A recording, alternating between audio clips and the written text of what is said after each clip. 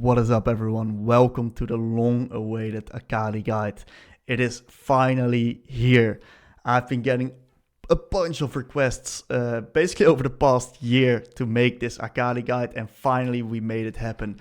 I've been playing a lot of Akali and I've really gotten down into the details and got a very good understanding of how this champion works. I've also played a lot of Akali in the past, previous to this season, but all the games that I've got content from right here are all this season Akali games. I've put in the work for you guys to make sure that we are here with the highest quality content that we can supply. Good example, a few of my games. I've been popping off on some of them. I've inted a bunch of them, but the most important thing is I've learned a bunch from every Akali game that I've played, and all those learnings are going to be covered in this guide. So why would you be playing Akali? Well, Akali is an amazing champion to have in your pool. It covers a lot of aspects that are pretty unique when it comes to mid lane. Of course, she's also being able to play in top lane, but more commonly she's being played in mid lane. But the most important thing, she's so fun. Akali is one of the most fun champions currently in the game. And the reason for that is because of her high mobility, her high impact in fights. She's really good at killing people. And there's a lot of small improvements that you can make that will really shape the impact you're going to be having on the game. When you play Akali, a lot of the game is going to be in your control because you got so much agency when it comes to pressuring enemies, killing them. And if you like fighting, Akali is the perfect fit for you. So this guide is for all kinds of players. It's for Akali beginners, Akali players, and Akali experts. It's for people that want to learn Akali and have no clue where to start. I can understand that for a lot of people this champion can be quite overwhelming, but also for Akali players that want to become better, learn new things, learn new strategies or techniques that you can use onto this champion. And for the experts under us already, we are going very deep in detail. I'm going to give you guys reviewing frameworks, understanding how to really improve upon this champion, but we're also going to go deep on how to actually win games on Akali, because a lot of people, even though they might have a lot of mastery onto the micro on this champion, might not really understand how to translate that into wins. I sit a lot with my own coaching clients. People are quite good at killing people with the correct combos, but translating those kills into wins is something that usually they really struggle with, which makes sense because it's not that intuitive onto this champion.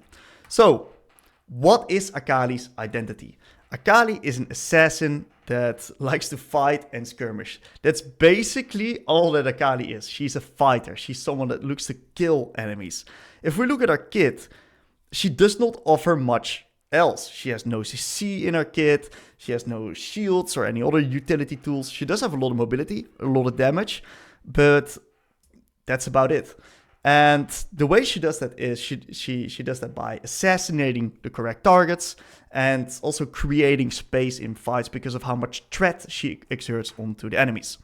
Akali is a very good champion to add to your pool, especially if we're going to be playing mid lane. This is going to be a bit more of a mid lane oriented guide right here.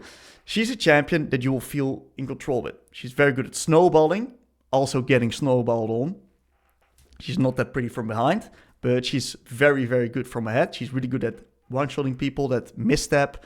Also her laning is quite good. You're going to be having a lot of opportunities in the game where your impact is going to matter. A lot of people like that.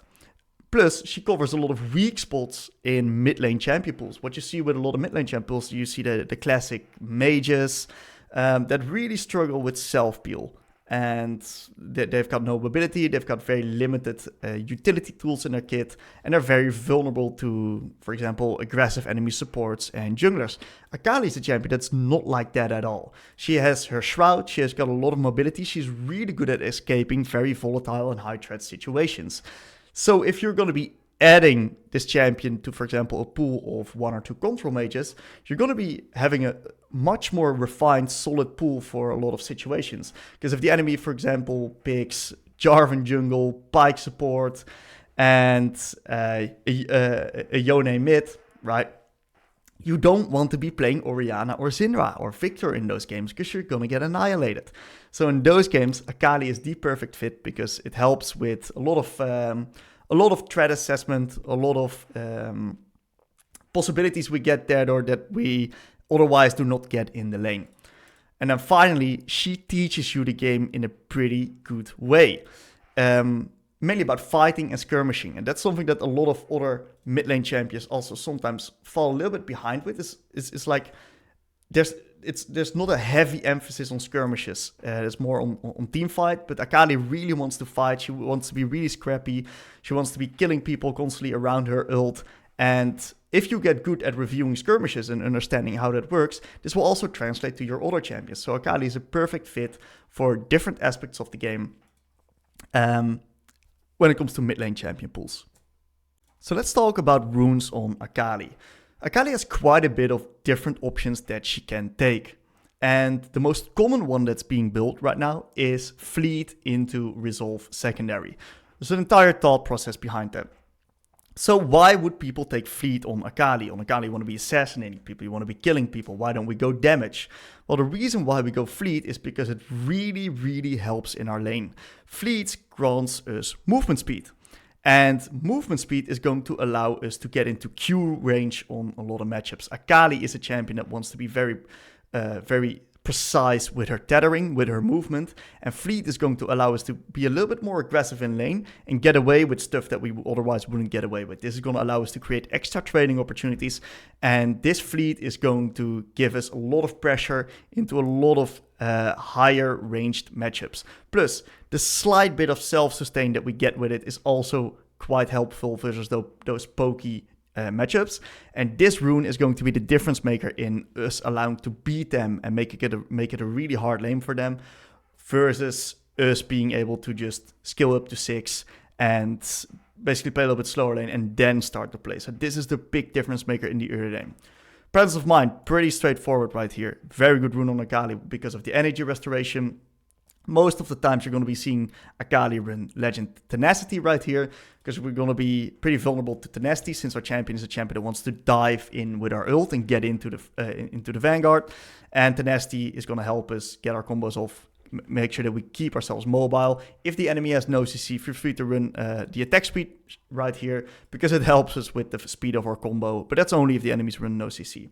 You can go coup de grace, you can go last stand, depending on what you prefer. There's not necessarily a good or bad. Most common is last stand, but coup de grace is also completely fine.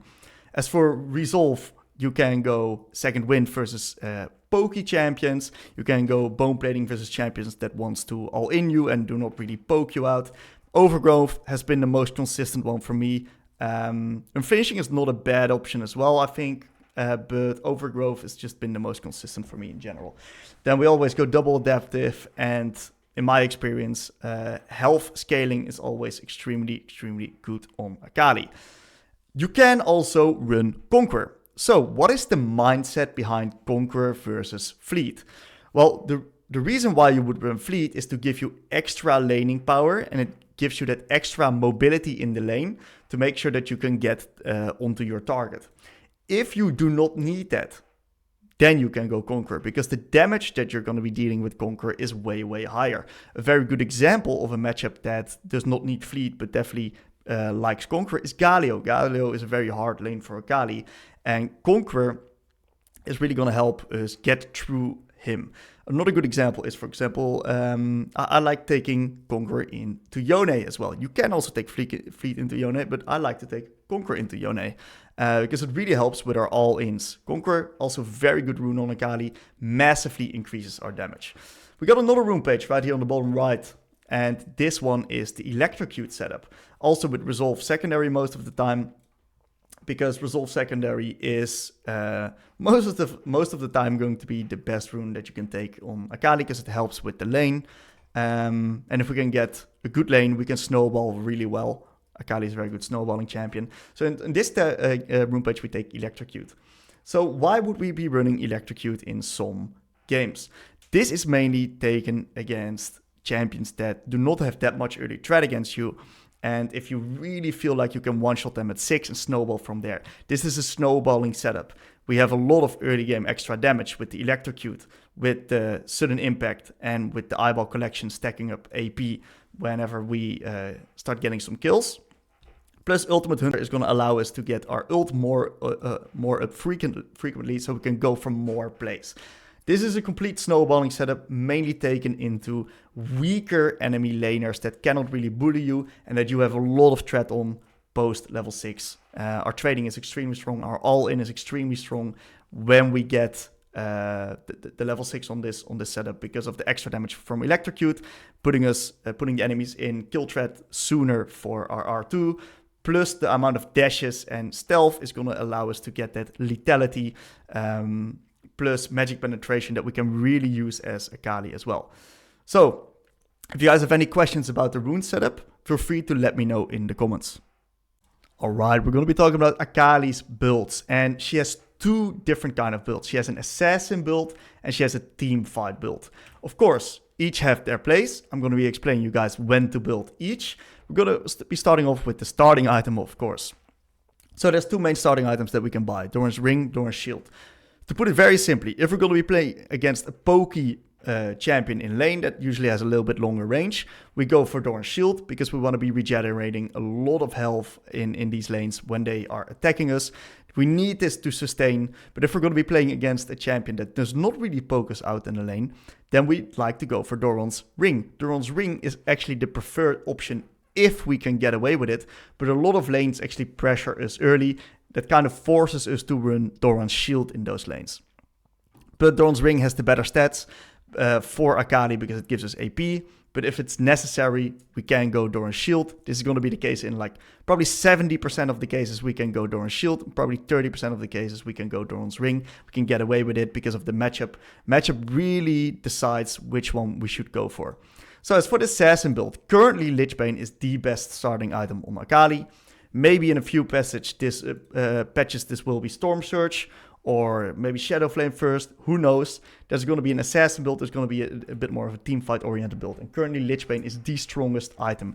Massive spike onto Akali grants her a lot of kill threat in the 1v1 in the side lane. And we usually combine this with Sorcery Shoes to grant that extra magic penetration. Makes us really fast as a champion. A lot of damage, and it's just good to really annihilate it one target and get out afterwards. What about Sorcery Shoes versus Mercury Threads? Some Akalis go Mercs, some Akalis go Sorcs.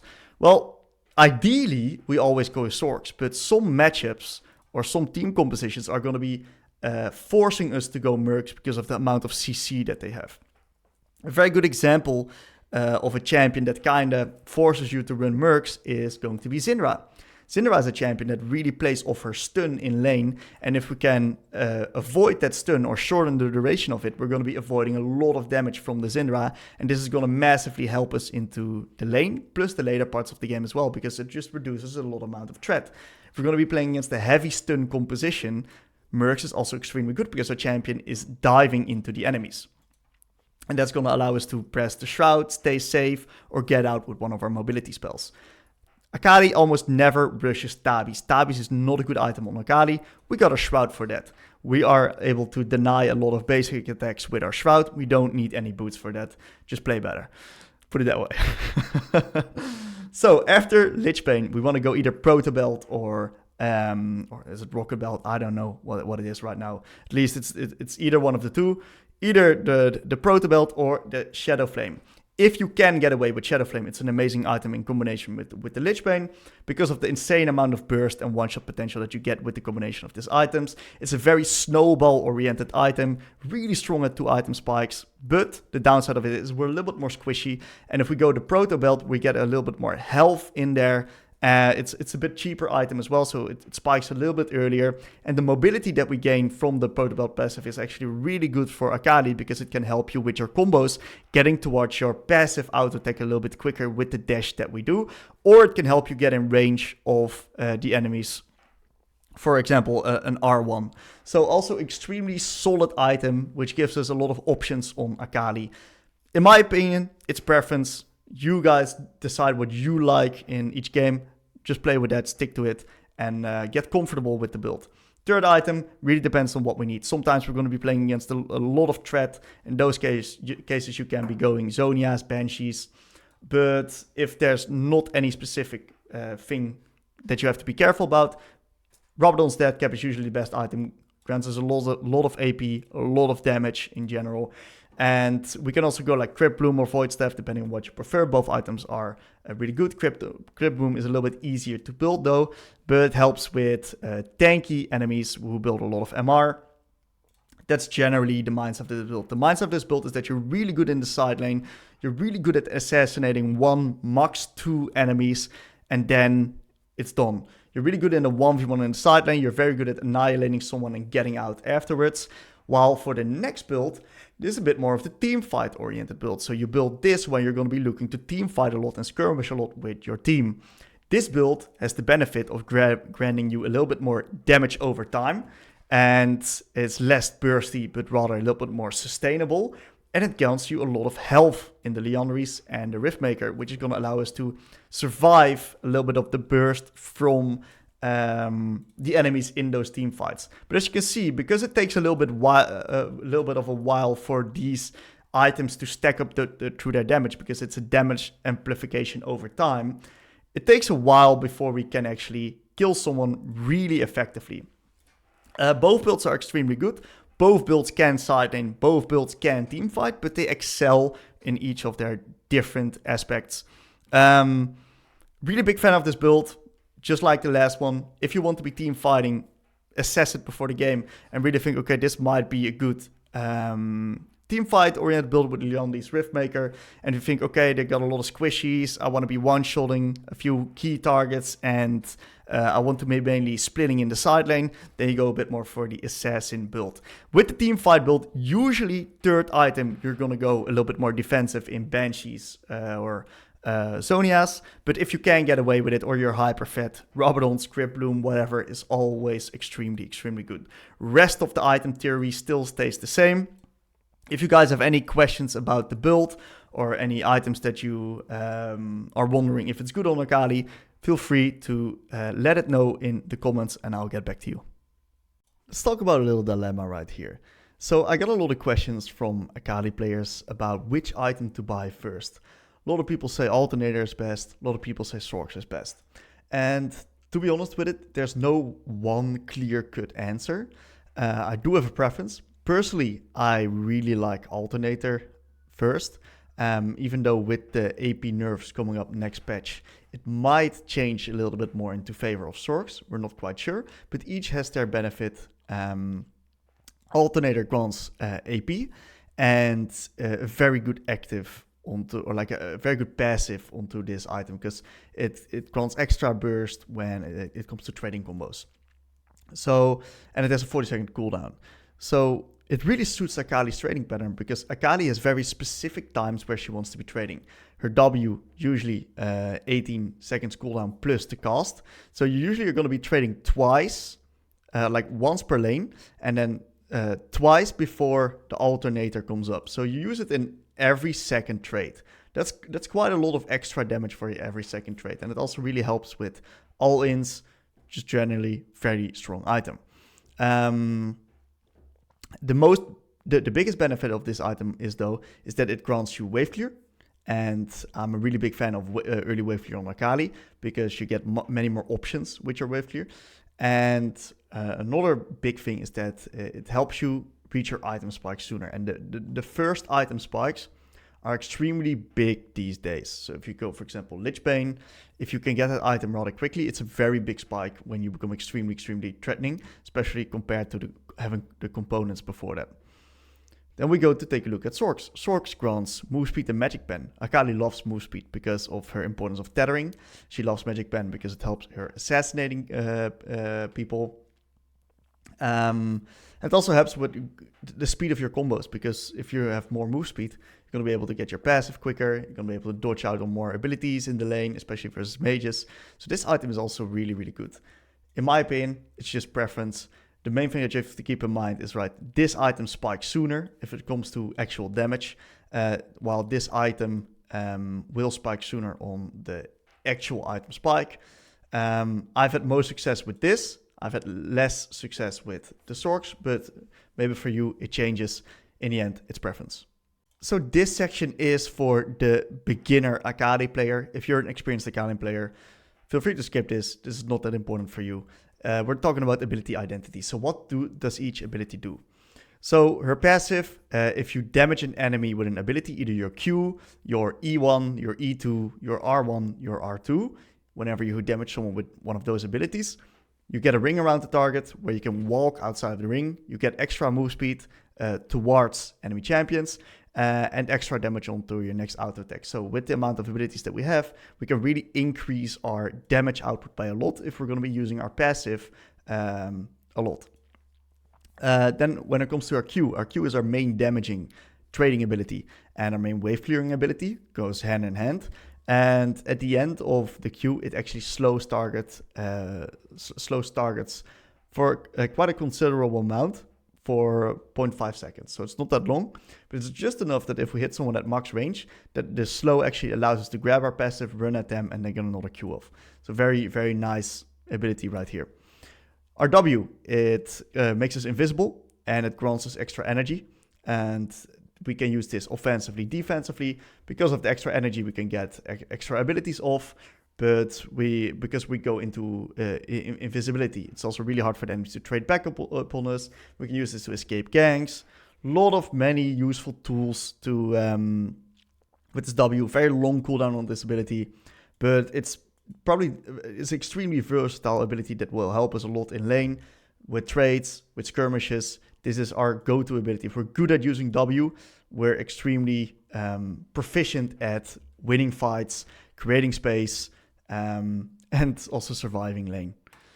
Our E is a very interesting one because it's an ability that we basically, if we cast it, we flip backwards and we throw out a shuriken towards the place where we cast it towards. If the shuriken lands, right, only if it lands, we can recast towards that, to dash towards that target, and it deals a lot of damage. This ability deals a lot of damage. It also works if we land the E onto our shroud, onto our W. That's when it also works. Why does this ability have an offensive and a defensive purpose? Offensively, of course, because we can chase enemies. If we hit it, we deal a lot of damage. We can get onto them. Defensively, because we can dash out of certain skill shots, get away from enemies. That's mainly defensively. One thing to really keep in mind with this ability is that whenever you miss it and you're trying to chase someone, it puts you in the wrong direction. So that's one of the biggest mistakes that I see with Akali. I'm going to be covering that a little bit later into the guide with some examples. But understand that this is an ability that you don't want to mess around with. You want to be very careful of using it. Then our ult.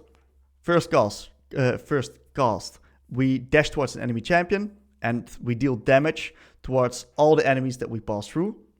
That's basically it.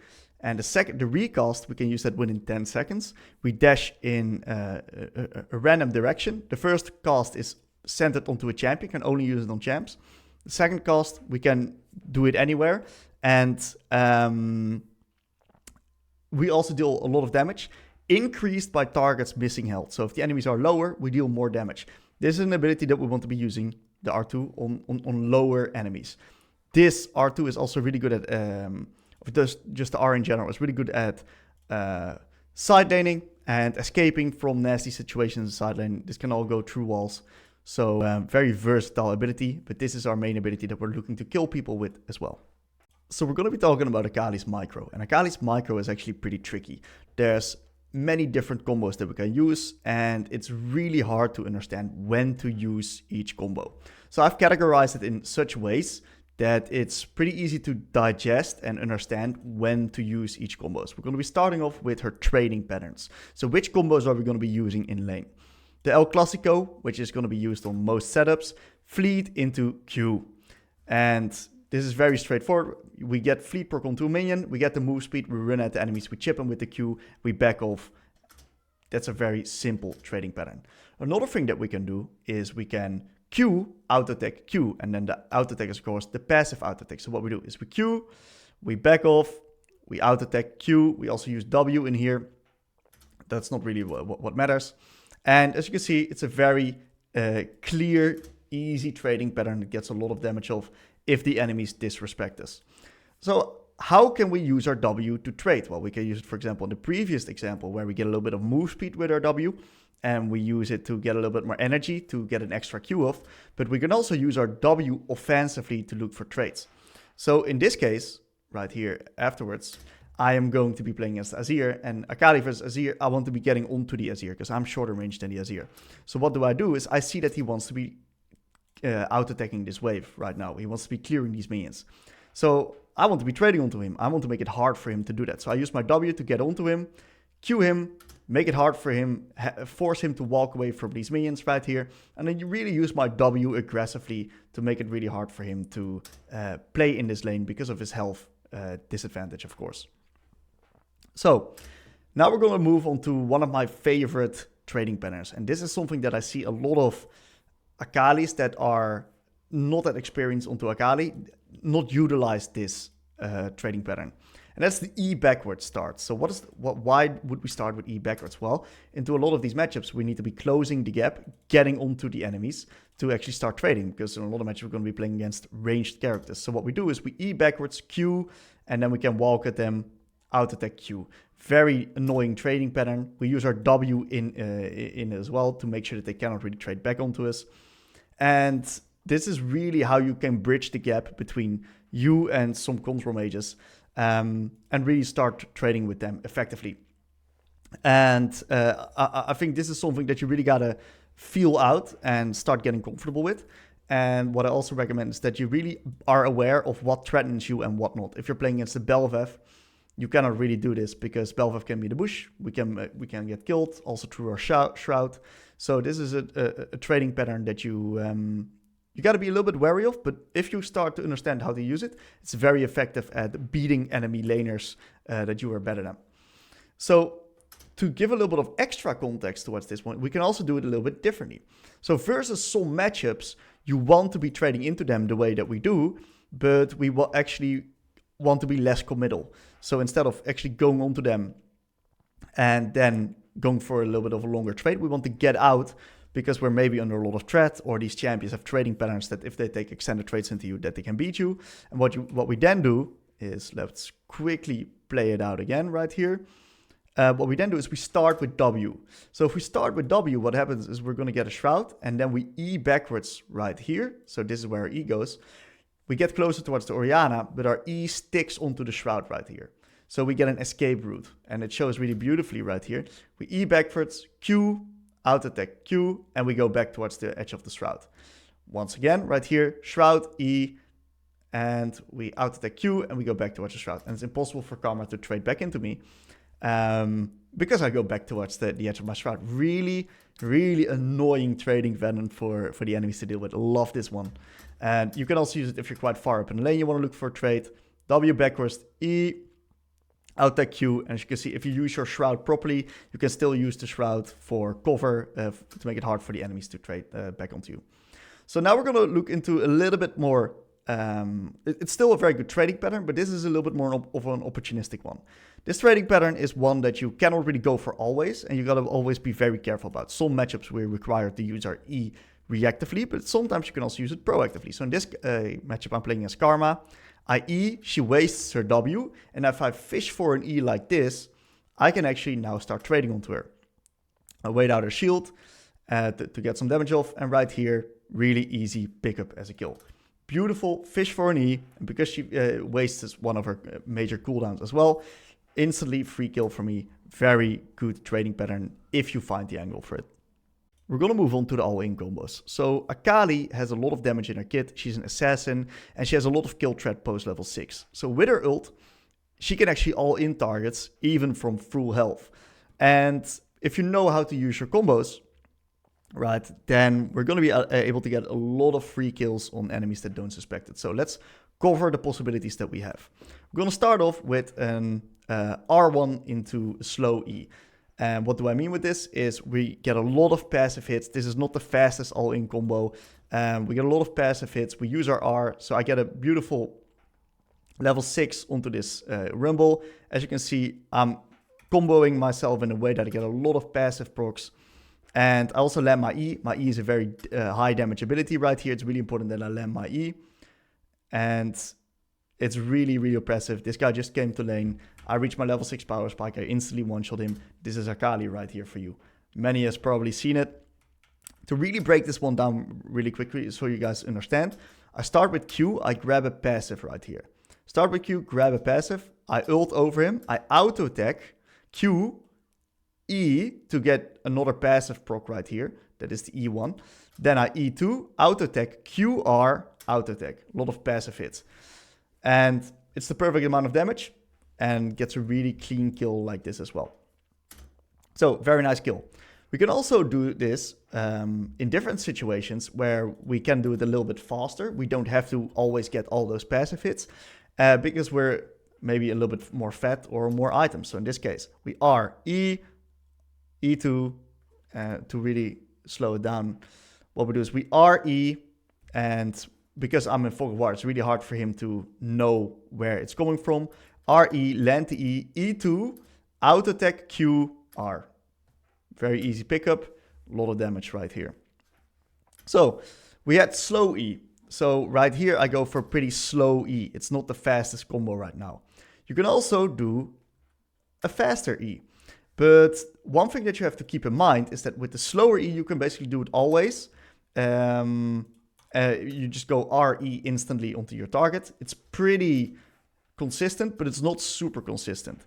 But you can also do a fast E. But the only time that the fast E works right here is actually when you're on max range of your target. So what's a fast E? In this case, I'm actually playing against a Gragas. I see Gragas waste his E right here onto the minions. This is my shot to all in him right now. So I flash RE, and as you can see, really fast combo, and I E in the other direction. So to really replay it, instead of me E-ing behind him, I actually E back towards my initial location, canceling the last part of my R cast. That gets a very quick combo onto him. It's really hard for him to react as well. So this one is even more consistent if you're able to get it off at max range. One of my favorite combos right here if you're able to get it off. Very effective at surprising and killing enemies and just generally dealing insane amounts of damage in very short amounts of time. That's the second combo. Another one that we can use is we can actually all in after an E2. So we start with E because a lot of times people are going to be jumping onto us right here. And then we need to start with our E. So what we can do right here is we can get a lot of Qs into this. Qs and passive reset we can also get off in this type of all-in. So we E2, we auto attack, we R and then Q. I love R1 into Q. R1 into Q is one of my favorite combos because the Q is so fast after R1 and you deal a lot of damage, plus you instantly slow them right here. Then auto attack QR. Always try to get in these Qs to get the most amount of damage. And as you can see, I was 0-0 before this play even started right now. I was 0-0. These guys decide to gang me. I kill both of them. That's the power of Akali right here. So to play it out in normal speed right here. Canceling a lot of auto attacks, a lot of animations. And eventually picking up 2 beautiful kills. Let's show it again for you guys to understand. E2, auto attack, R1, Q. Auto attack, QR. Grabbing the beautiful kill onto the Jax. And then eventually Seraphine follows. So this is usually how you combo when you all in after your E2. You R1, you Q. And depending on under how much threat you are, it really depends on how fast you need to W or R. So now we go to my favorite all-in combo. And this is mainly used when someone is face checking us out of Fog of War, or when someone is really close to us, for example, teleporting in. So in this case, Orianna's teleporting in right here. And the reason that this is my favorite combo is because it's almost impossible for the enemies to escape. So let's play it out. Right here, I E R1. So now I have 2 dashes to follow Orianna. Slightly mess up my R2, but it's impossible for her to escape. And this is why it's my favorite one. So I E, I R1, I'm onto her. She gets distance, I E2, and then I still have my R2 to follow her off. This is by far my favorite combo. If you can get this one off to assassinate someone, this is your most high percentage combo that someone just is impossible to escape with. Really, really nice combo. Alright, we're going to be talking about some Akali drills that you guys can do to really level up your Akali micro in your games. So first of all, I think you should always practice grabbing your passive, because grabbing your passive is really important when it comes to the quickness of your combos. So if you're very good at grabbing your passive and the micro behind it, you can speed up your combos by a very long amount. What you also see is that there's one place where you like barely have to walk for your passive. As you can see, you can almost instantly proc it. That's only possible on blue side. That's not necessarily possible on red side. As you can see right here, I have to walk out of it. On blue side, you can do an instant Q. So I guess Akali is just buffed on blue. Here we have it instantly. Very interesting, but definitely just recommend you practicing grabbing your passive like this and getting very good and smooth at that so your combos are quicker.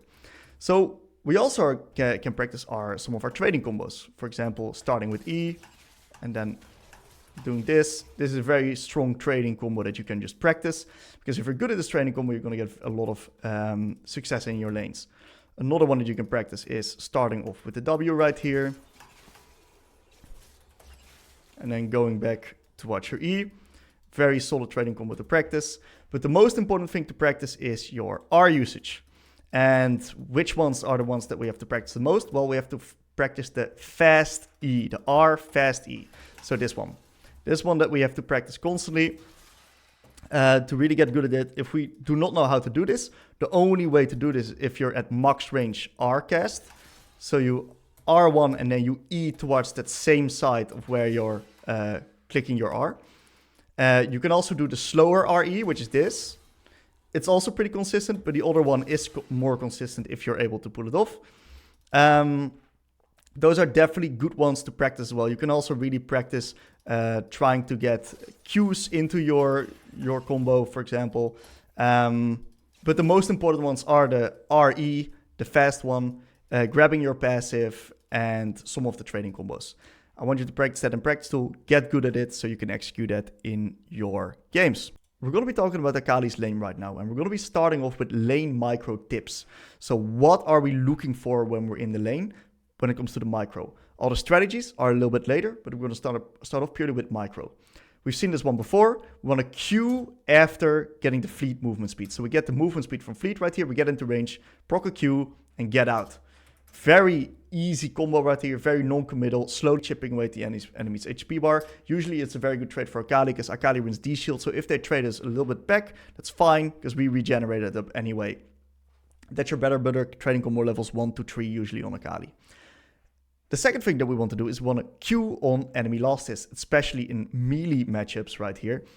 These champions have to walk up towards the creeps right now to last hit it with their auto attacks, and we can really abuse that by throwing Qs onto them. That's why Akali has such a good matchup in a lot of these melee matchups, is that she can pressure enemies walking up right here. So as you can see, this minion is dropping rather low for the Silas, and I'm going to be punishing him on that minion with my Q. So I wait until he goes to CS, beautiful little Q, slowly chipping away this HP bar, and those are just generally very good trades for Akali. Going to continue, I see this minion drop low, Q, and slowly trading away with him. Next up right here, I see these creeps dropping low right here, the cannon mainly, Q, and we get this beautiful trade all after him. Really, really good trade. That's how we pressure off these melees. We can also use it into range characters. It's a little bit more hard to do because your spacing's got to be really good, but you can also combine this strategy with, for example, using your E backwards. We're going to now talk about W usage in lane. So W usage in lane, we can use it aggressively, we can use it defensively. I'm a really big fan of using W aggressively, and I'm going to be showing you guys why. So in this game, I'm going to be playing against Twisted Fate.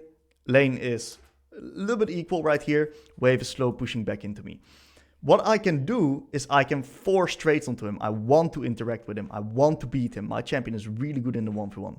So what I do is I walk up right here, and I just place my W really aggressively. And look, because of this W, he does not know where I am. This is tower range, so he does not know where in this entire circle I am positioning. So he's got to be very respectful of me. Because if he's not, he's going to get an auto attack Q to the face, and he's going to lose a lot of HP, and there's no potions anymore, so he's going to be under a lot of threat. So in this case, I use my W aggressively, and I force him away from these minions. And eventually that leads to him basically, if we go back, he drops this minion for free, and that's great because I can zone him of minions right here. If we can zone the enemies of minions, that's awesome. And he also drops the cannon because he's under a lot of threat right here, and he cannot really get the wave out. Same game, different example right here. I'm just standing very aggressively in my W, and look at all these minions dying right here. This is perfect for me. He cannot touch the wave. He's in a very rough spot. This is mainly what we're going to be using. We want to be using our W aggressively to look for trades. We can also use it for move speed to get into range of enemies, to look for to chip away with Qs. But this is a very similar situation where, because of my W being up right here, he cannot touch the wave, and he's just dropping a few creeps right here. Very nice tool, really pressuring out the enemies in lane. Mainly we want to be using our W aggressively, but sometimes we have to use it defensively as well. And it's mainly when we're going to be unsure of where the enemy jungler is, and we're going to get ganked, or we're in a position where we cannot use it aggressively because we're going to be under too much threat. Very simple, straightforward W right here. I'm getting ganked by the Kindred. I'll just W. She cannot hit me. Really easy, actually. Really, really easy. You gotta really be sure of yourself. Okay, when can I use my W aggressive? Then go for it. But if you cannot, mainly should be using it defensively. So you can actually go for proactive Ws in doing it aggressively, but you can also go for reactive Ws. Some matchups require you to W reactively. A very good example is Yasuo. Another very good example is Aurelia. Because Aurelia, if she lands her E onto you, you don't want her to be able to jump onto you and kill you and auto-attack you down. So you need to use her W when Aurelia is going for her E. For Yasuo, very similar. We want to just be trading with him, but when he gets his knock-up, we want to be using our W. Because if we use our W in the right spot, he cannot ult us because we're invisible. So we can basically make it impossible for Yasuo to ult by Wing reactively in the right time. So this is a beautiful example right here, where we're playing against Yasuo. We just go for a beautiful trade onto him, and then when he gets the tornado, we W when he tornadoes us. We make sure that we prevent to get ulted, and we run out from the gank. Absolutely perfect W right here. Cannot get any better. This is also very similar when it comes to E usage. We can also use our E reactively, and we can also use it proactively. In some matchups, we're forced to use it reactively. Good examples are Karma, LeBlanc. Those are very good examples where we cannot use our E reactively, because if we do, where we cannot use our E proactively, because we do use it proactively, she will tether us with her W, grant us vision, and we need to get out of that. Other good examples where we need to E reactively is, most of the times it's going to be Sylas. We cannot really E proactively into Sylas because of his E2. Certain abilities make it really hard for us to E proactively. Yone Q3, for example. In this case, I'm doing it against Karma. We're going to be showing you again from the start of the clip. Right here, Karma tethers me with the W, so I get out of her range, and then I can go into her. So if I have no E, she messes me up in the trade big time right here. We can also use our E reactively towards enemy displacement abilities. So in this case, we're playing versus an Azir, and I want to show the clip first. Let me show the clip first right here. We're playing versus an Azir, and I want to all in him. I see him ult, I E reactively towards his ult, and that grants me the free kill. So that only works because our E, if we land it, we can follow the enemies with it. So this guy has a displacement ability, and if I make sure to get my E off, I can follow him and then kill him with the R2. Beautiful reactive E usage towards his R, which is then going to allow me to jump over it and finish him off for the kill. So, of course, we can also use our E proactively, and then we're going to be using it, for example, backwards right here. We're going to be using it backwards, looking for these beautiful, beautiful trades, and making it really hard for the enemies to trade back into us right here. So we don't really need our E in these positions, because both of those champions at that point in the game aren't really threatening towards us in a way that we need to dodge a certain skill shot. But that allows us to use it reactively. So right here, we can also always look for these proactive E's and look for fishes onto the enemies, look for E fishes.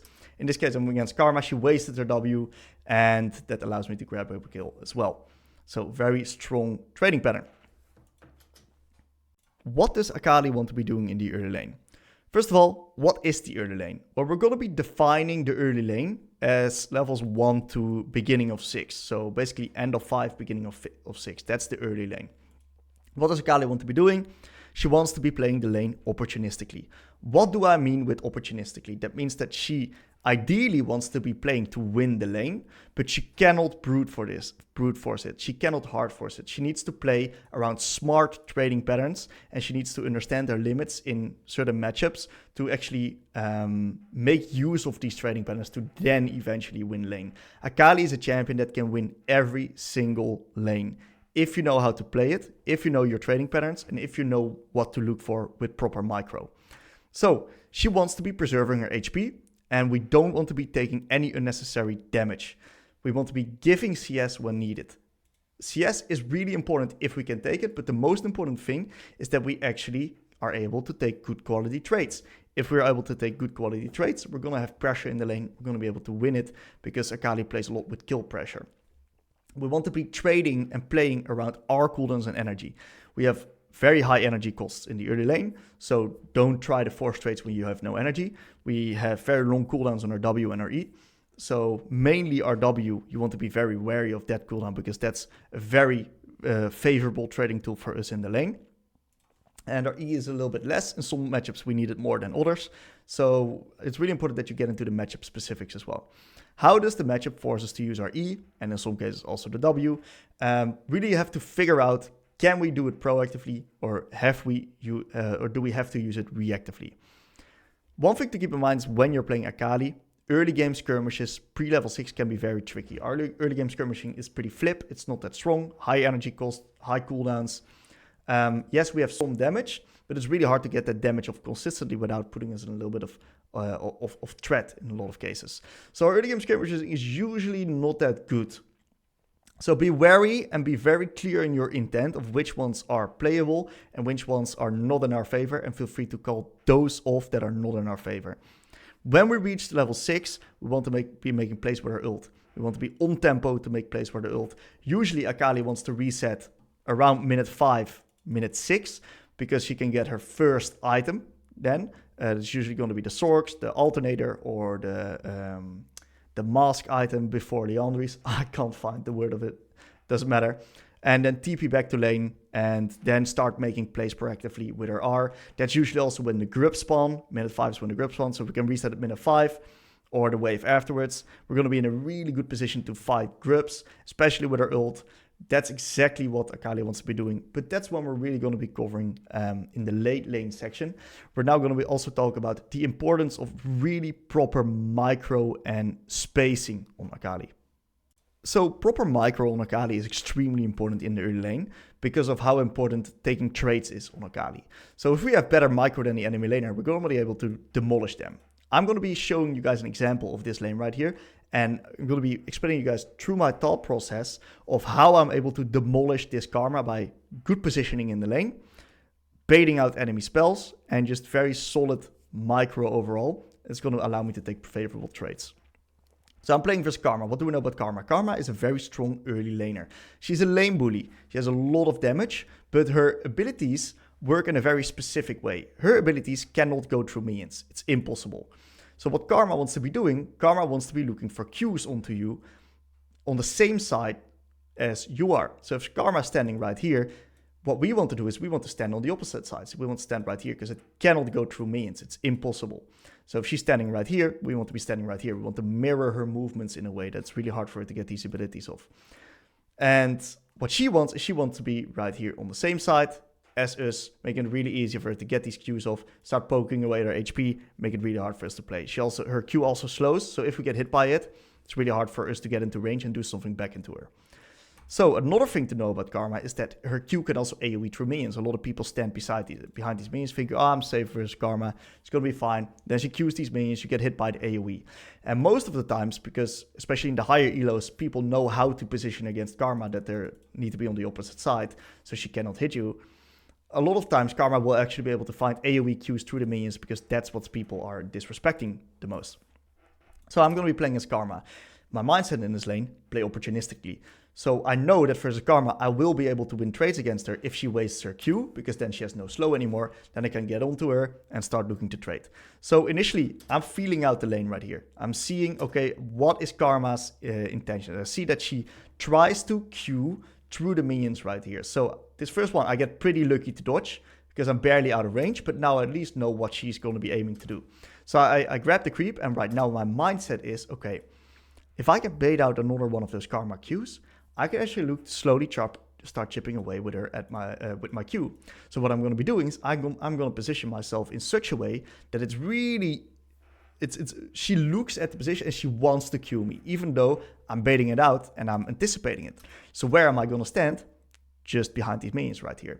And what I'm going to do is I'm going to walk inside of the wave, and then I'm going to walk outside of the wave.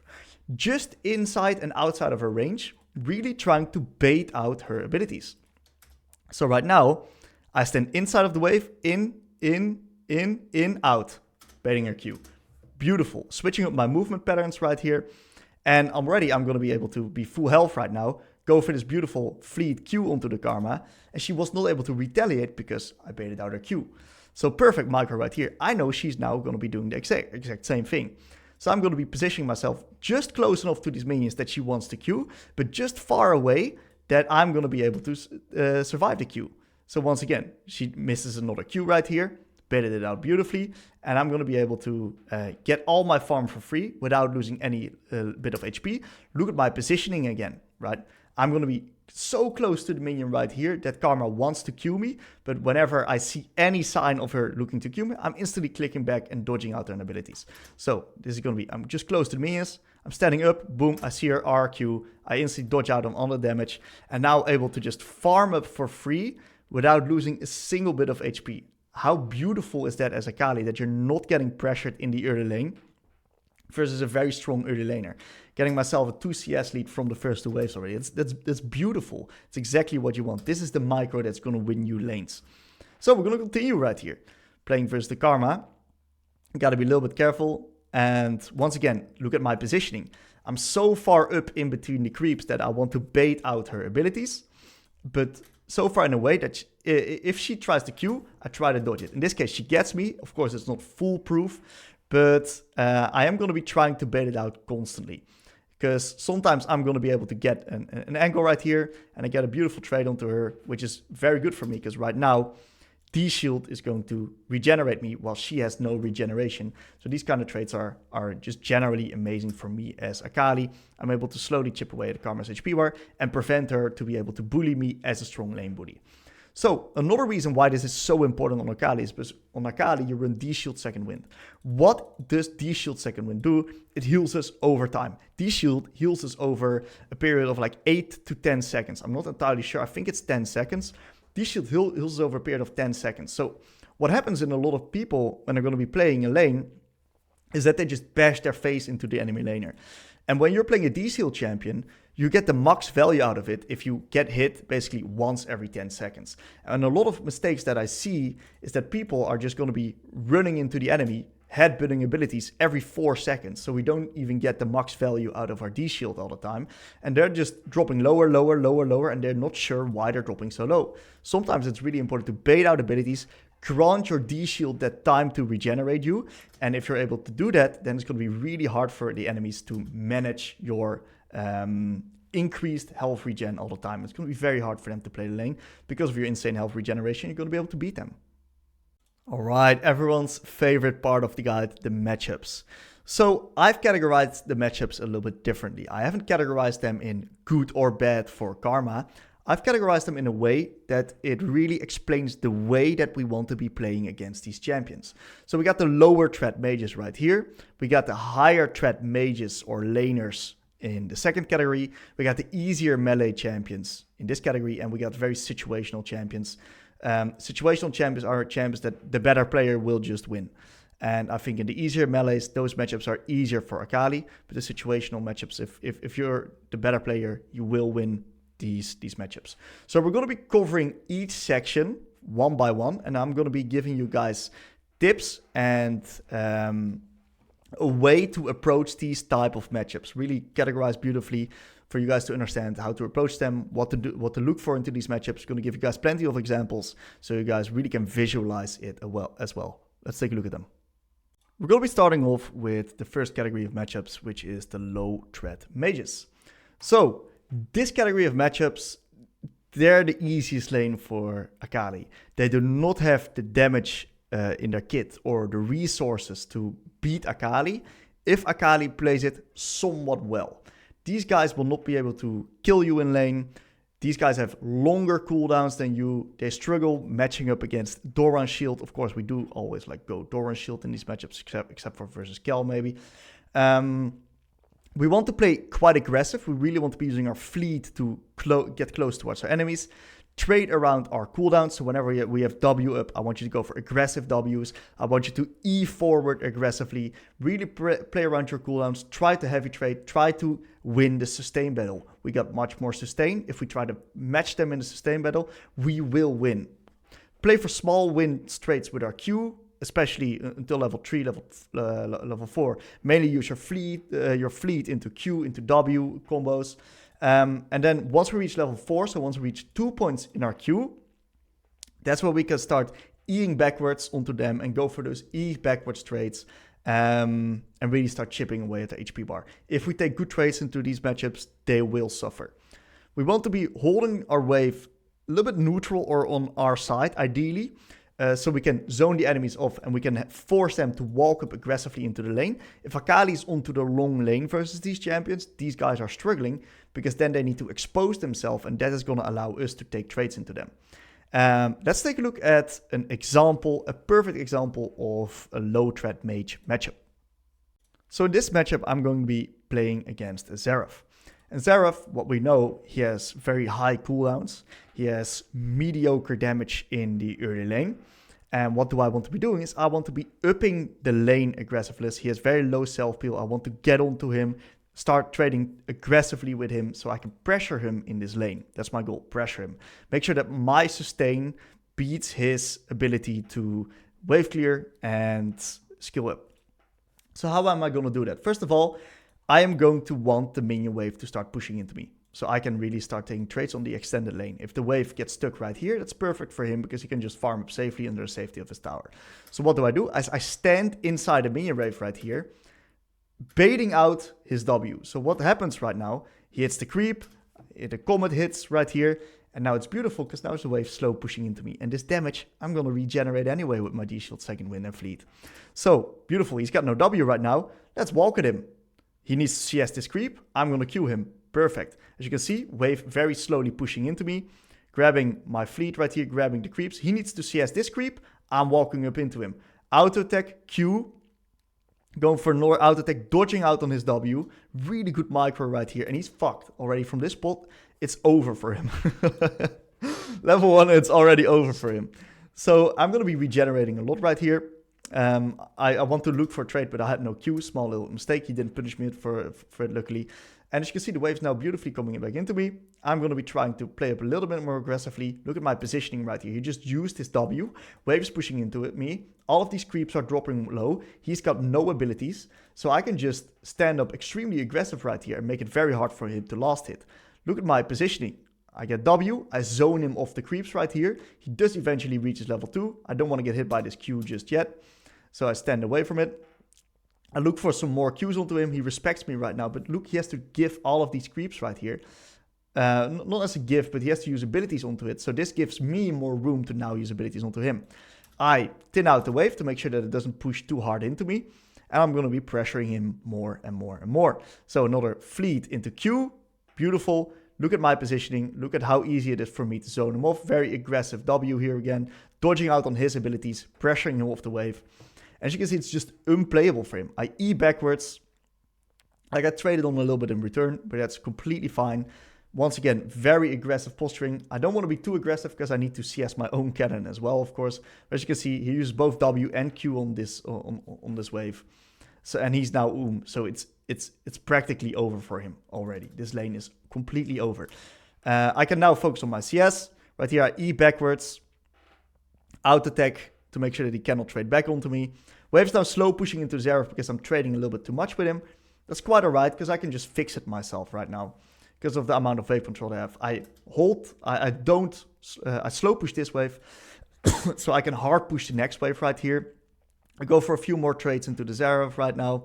I really want to get this wave in right here, so I go for high value Q onto the creeps to make sure that my wave state eventually gets fixed. I also get ganked by Blitzcrank. I keep my W up, so with my W, I'm not under any kind of threat. Wave gets in eventually. I move a little bit with my Talia. I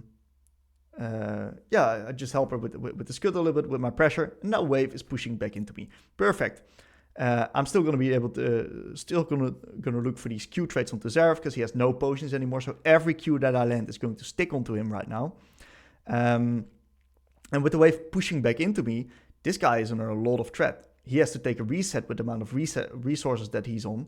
And with the wave pushing into me, he's going to lose a lot of minions eventually if he resets. So I thin out the wave to make sure that the wave doesn't push into me too hard. So because I want to keep this wave state without the wave crashing under my tower to really pressure him. So I use my W aggressively right here once again, dodge out onto his E, get this beautiful, beautiful trade. And he's basically forced to reset right now. And he's going to lose 1 creep right here. He's going to lose 2 creeps, 3 creeps, 4 creeps. And now I shove because now I actually want to reset myself to match his tempo so I can initially start pressuring him again. So I get these waves in. I don't mind the damage that I take right now. It's not it doesn't matter at all. I reset, get my perfect buy on Hextech Alternator plus refillable potion.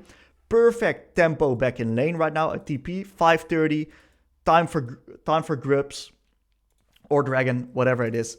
And I can now initially speed up the lane with him again, look for aggressive trades, E backwards into Q, pressure him off right here, make it really hard for him to play. And he's forced to use all of his abilities onto the wave and such, really draining his mana. Talia's now taking the Grubs for free. I'm 15 CS up, lane's over. Very good example right here. Let me know in the comments if you guys have any questions. We're going to move on to the second category of matchups, which is the higher threat mages. And if you haven't seen the previous category of matchups, I recommend you check that one out because this one builds upon the previous one.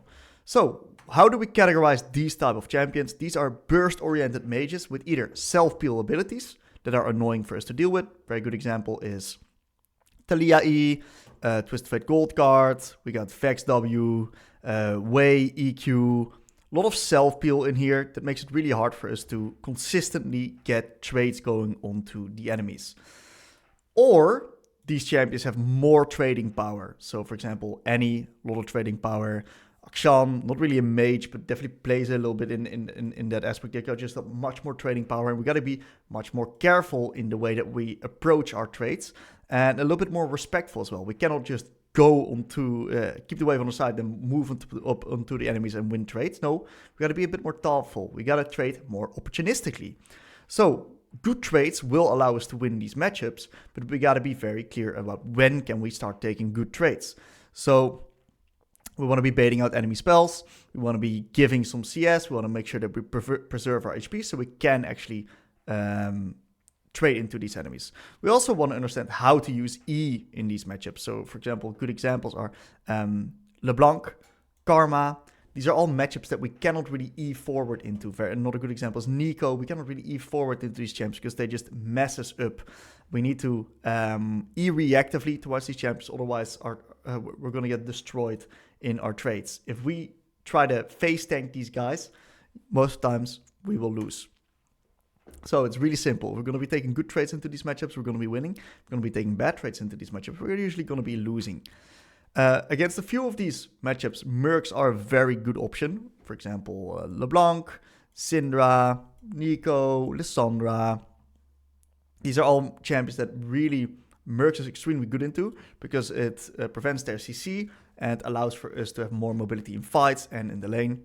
But it's not necessary. It's preference. If you like it, feel free to do it. If you don't like it, then don't do it. Let's take a look at a few examples. We got a few good examples, but also a bad one.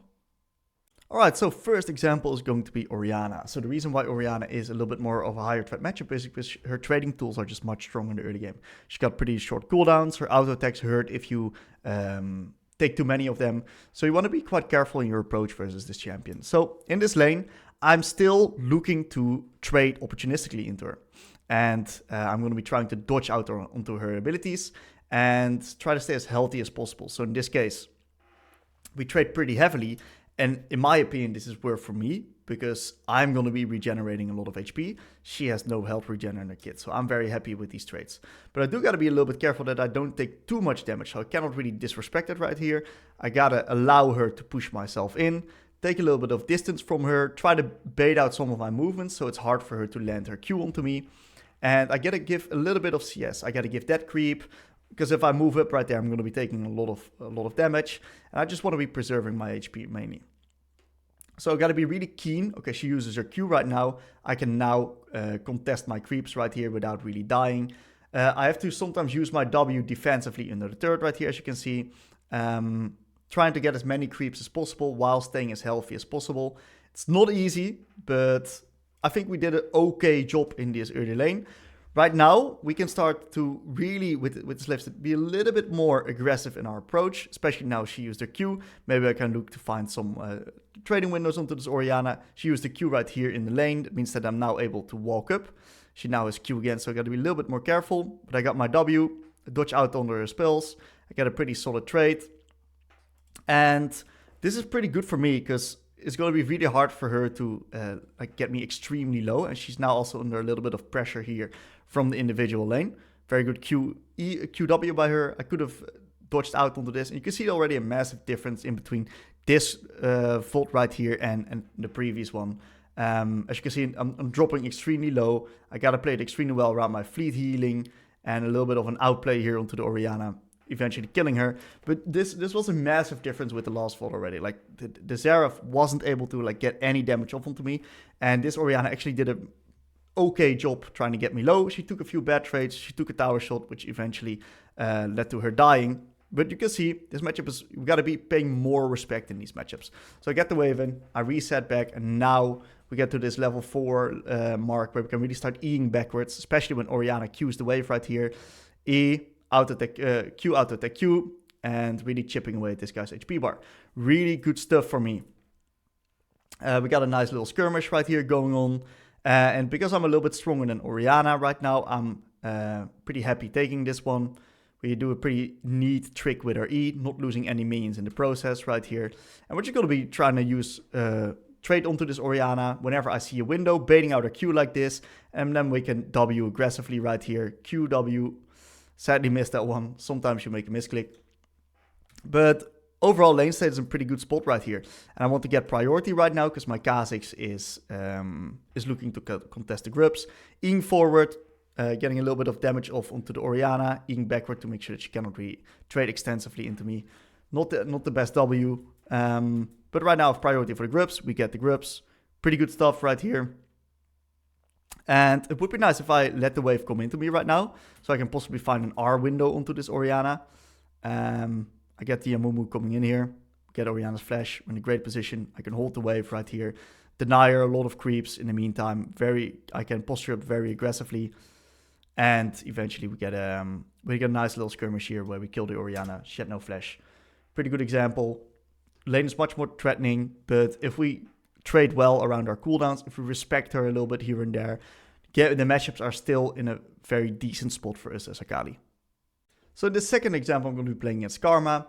We already covered a little bit of this vault in the importance of micro section of this guide. So we're going to be skimming over the early lane. I'm not going to repeat that because I suppose everyone watched it. If you haven't, I really recommend checking that out. So what we see right here playing versus Karma, I want to be dodging out on her a lot of her spells. So I want to be baiting out her abilities. So I stand just close enough to the minions to bait her abilities out, but just far enough to make sure that she actually misses them and I can actually stay healthy. So bait out a lot of her good abilities, slowly start chipping away at her HP bar. And this is a matchup I actually have to use E a little bit more carefully in, because if I misuse my E in this matchup, she actually gets a lot of trading windows onto me with her W, and her W reveals me in my shroud. So I got to be very careful. So I do a really good job at staying healthy, at dodging out on her poke, and I'm extremely happy with the way that this lane is currently going.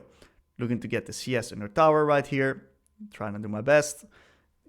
10 CS, Karma's 8. I'm in a really good spot right now. I want to start looking to take a little bit more favorable trades right here. So that's exactly what I'm going to be doing. I got my E right now. which I can then use reactively onto the Karma, but I can also use the E forward, out-attack Q, and then go back. This trade's completely fine for me. I'm going to be regenerating HP. She is not.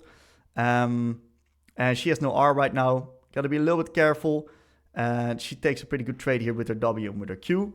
And I'm just going to be, because she has no WQ right now, I can walk up maybe and look for a Q. I think I'm a little bit too passive right here. Can definitely up the aggression slightly, but I got to be careful of Kindred, of course. I do have priority right now, but the wave cannot get stuck on this side, so I get this wave in to prevent Karma from holding it. It does try to hold it with her Q, and I get poked out with her empowered Q, but now the wave is at least pushing back into me. So we get a nice little skirmish right here, which is not super ideal for me. I do not really want a skirmish like this. I'm very weak. Karma is very strong, so I have to call this off. I have to dodge out on the skirmish, and I have to say to my Lee Sin, I do not really want to skirmish here. And as you can see, Karma right now looks to trade onto me. I can now retaliate onto her with my ability. She has no W, so I can now take this E. This would not have been possible if she had W up. I then get ganked by the Kindred. I luckily have W. I'm able to survive this gank.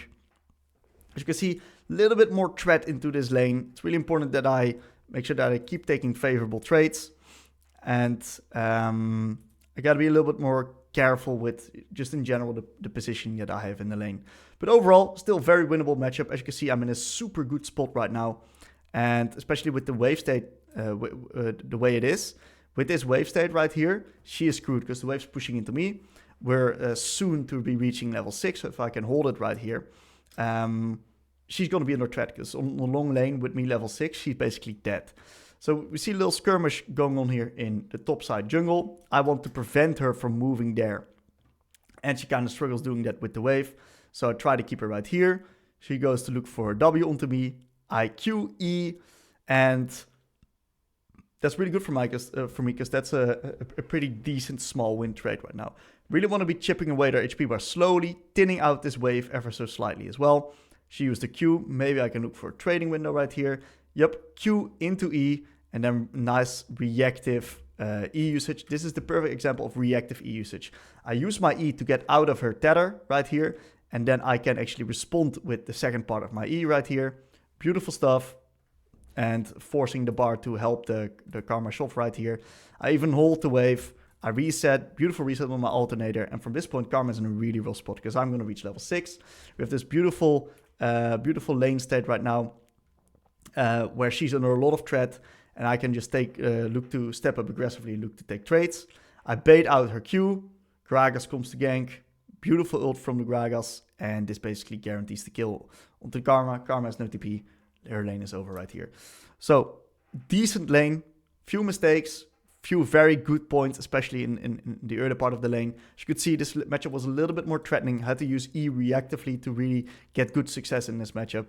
And eventually, we're now in a really great spot to actually continue the laning phase from here.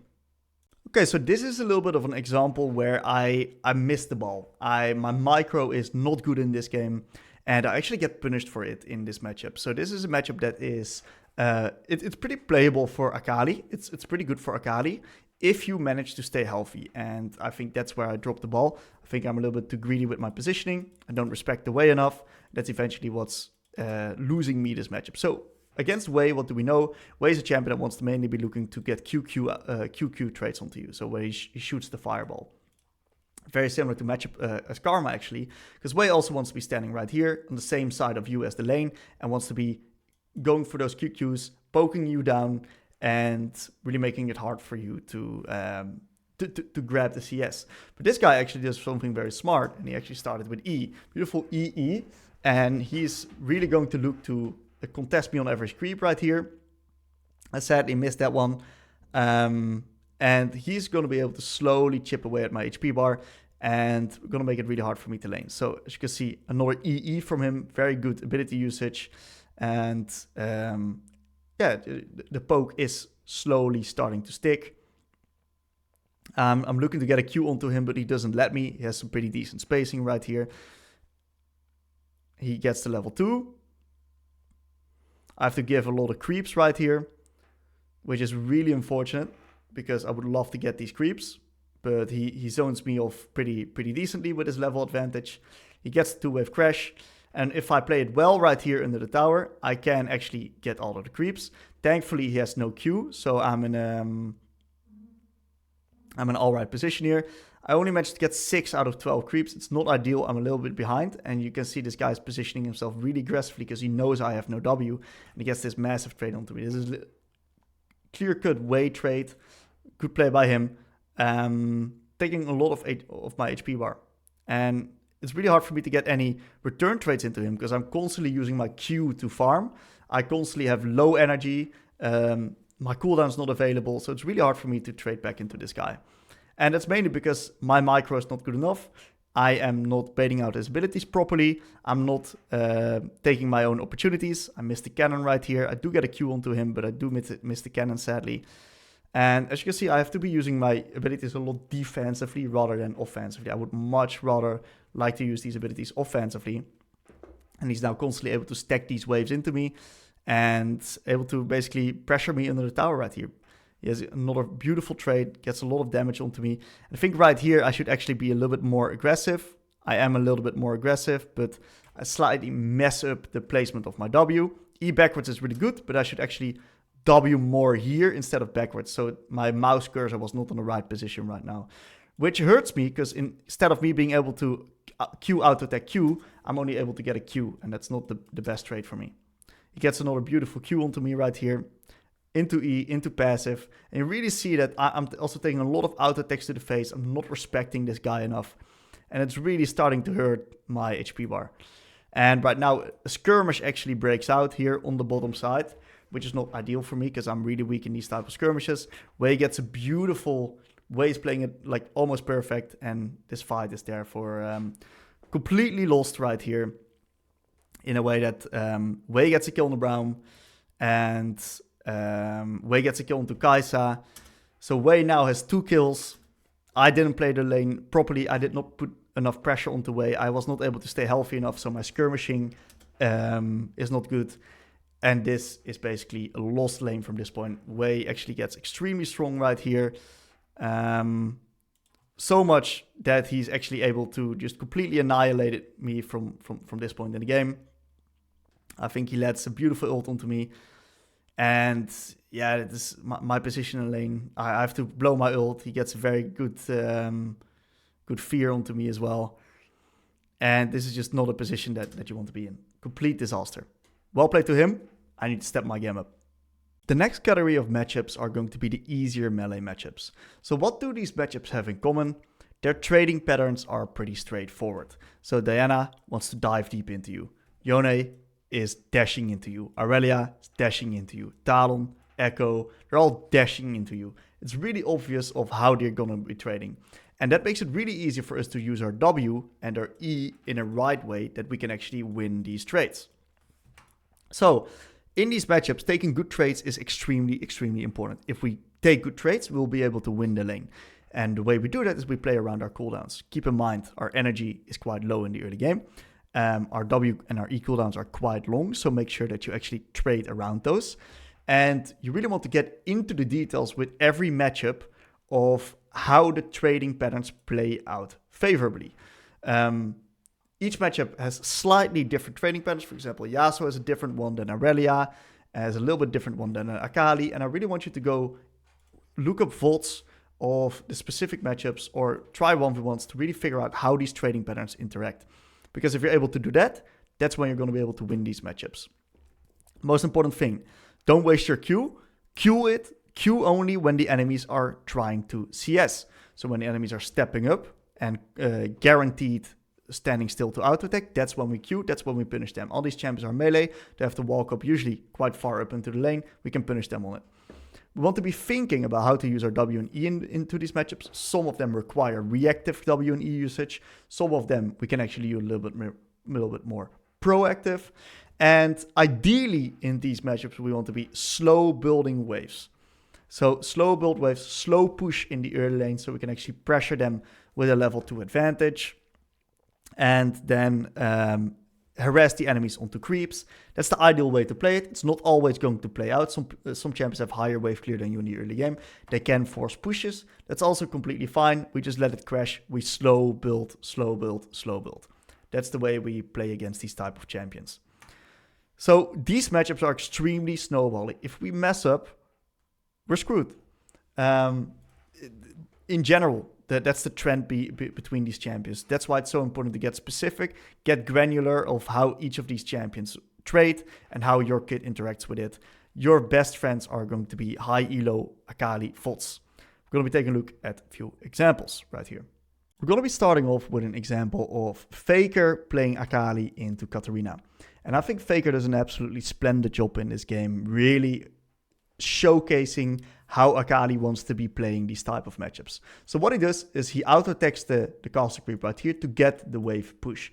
Faker wants to get the wave push. And look at how aggressive he's positioning. He wants to be contesting this Katarina onto CS. And he wants to mainly be focusing on hitting his own CS as much as possible. So he's stepping up very aggressively, making it hard for Katarina to actually get her creeps and play the game right here. That's all he has to do. He doesn't necessarily have to force trades. Just make sure that he pressures her off the CS. Katarina is a little bit AFK right here. Gets a nice Q onto her. And we're slowly going to be chipping away at her HP bar.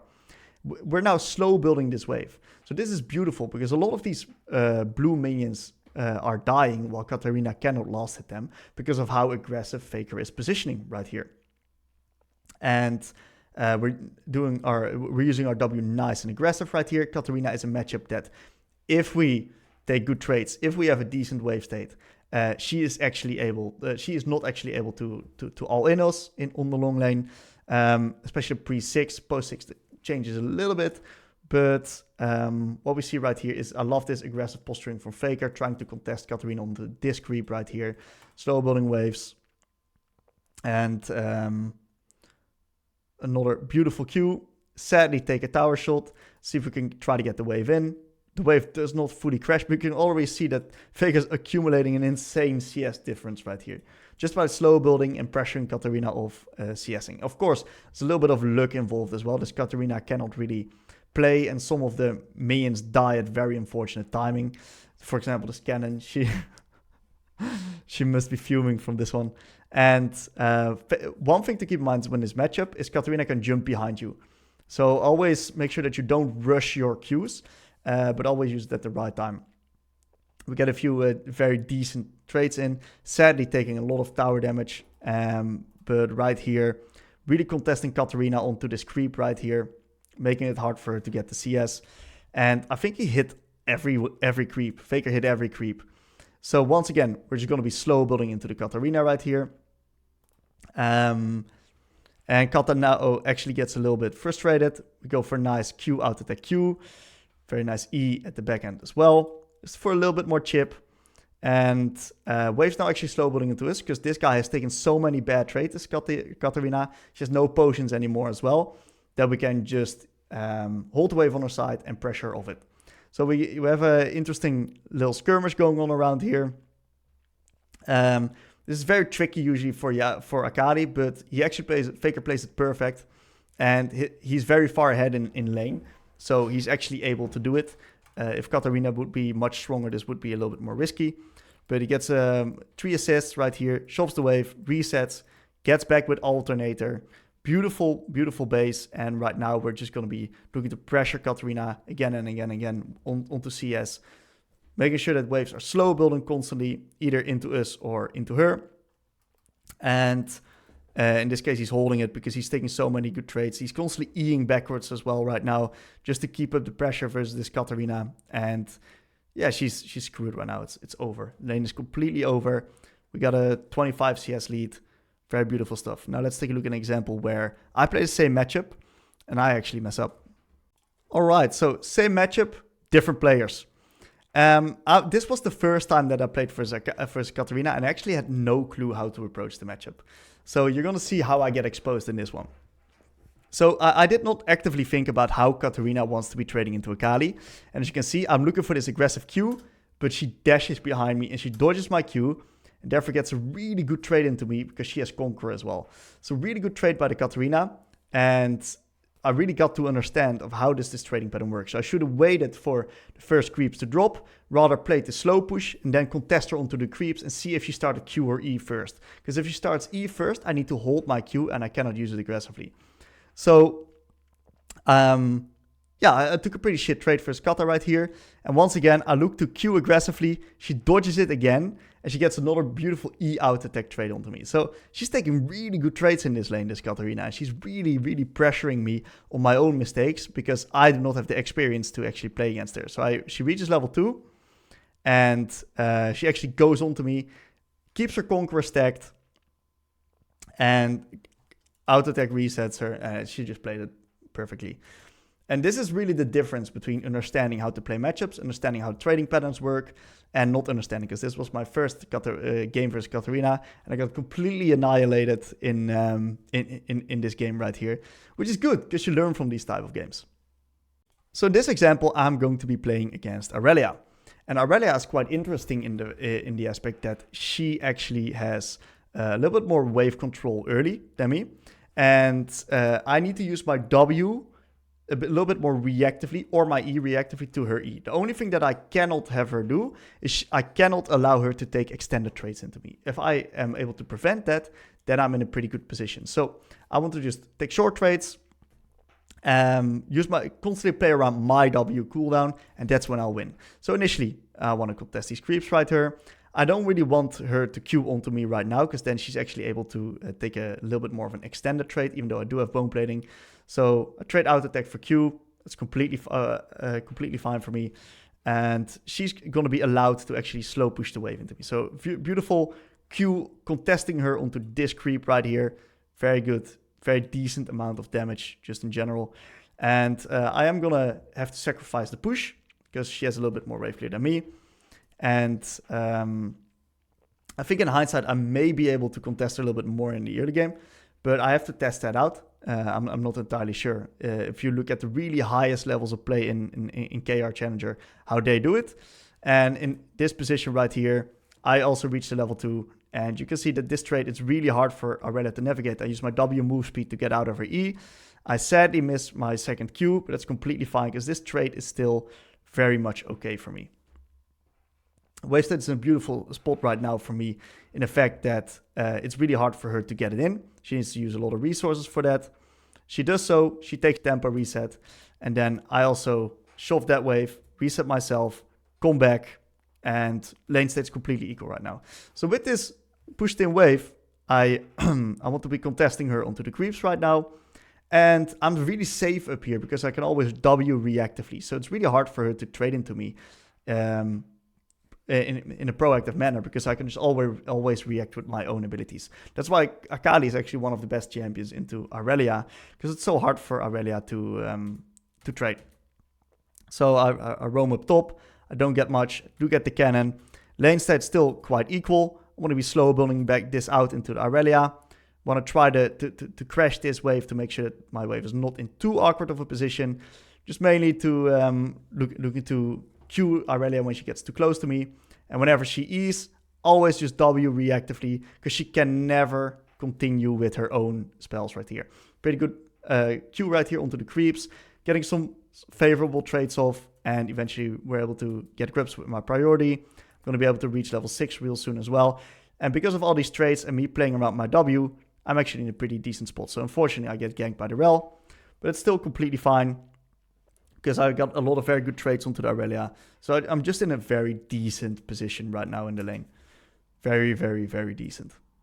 So we got another example of a matchup right here, and it really showcased the importance of proper spacing. If we are very good at spacing, we're going to be able to annihilate these type of melee matchups because range and understanding spacing is everything in these lanes, because if we can get damage off onto them without them being able to get damage off onto us, we're in a really good position. So I'm playing as Viego. His Q range is a little bit longer than my Q range, but my Q does a little bit more damage, and he really wants to auto-attack me. If he is able to auto-attack me, that's when he can really deal damage, because his passive Q plus auto-attack deals a lot of damage. That's something I want to avoid.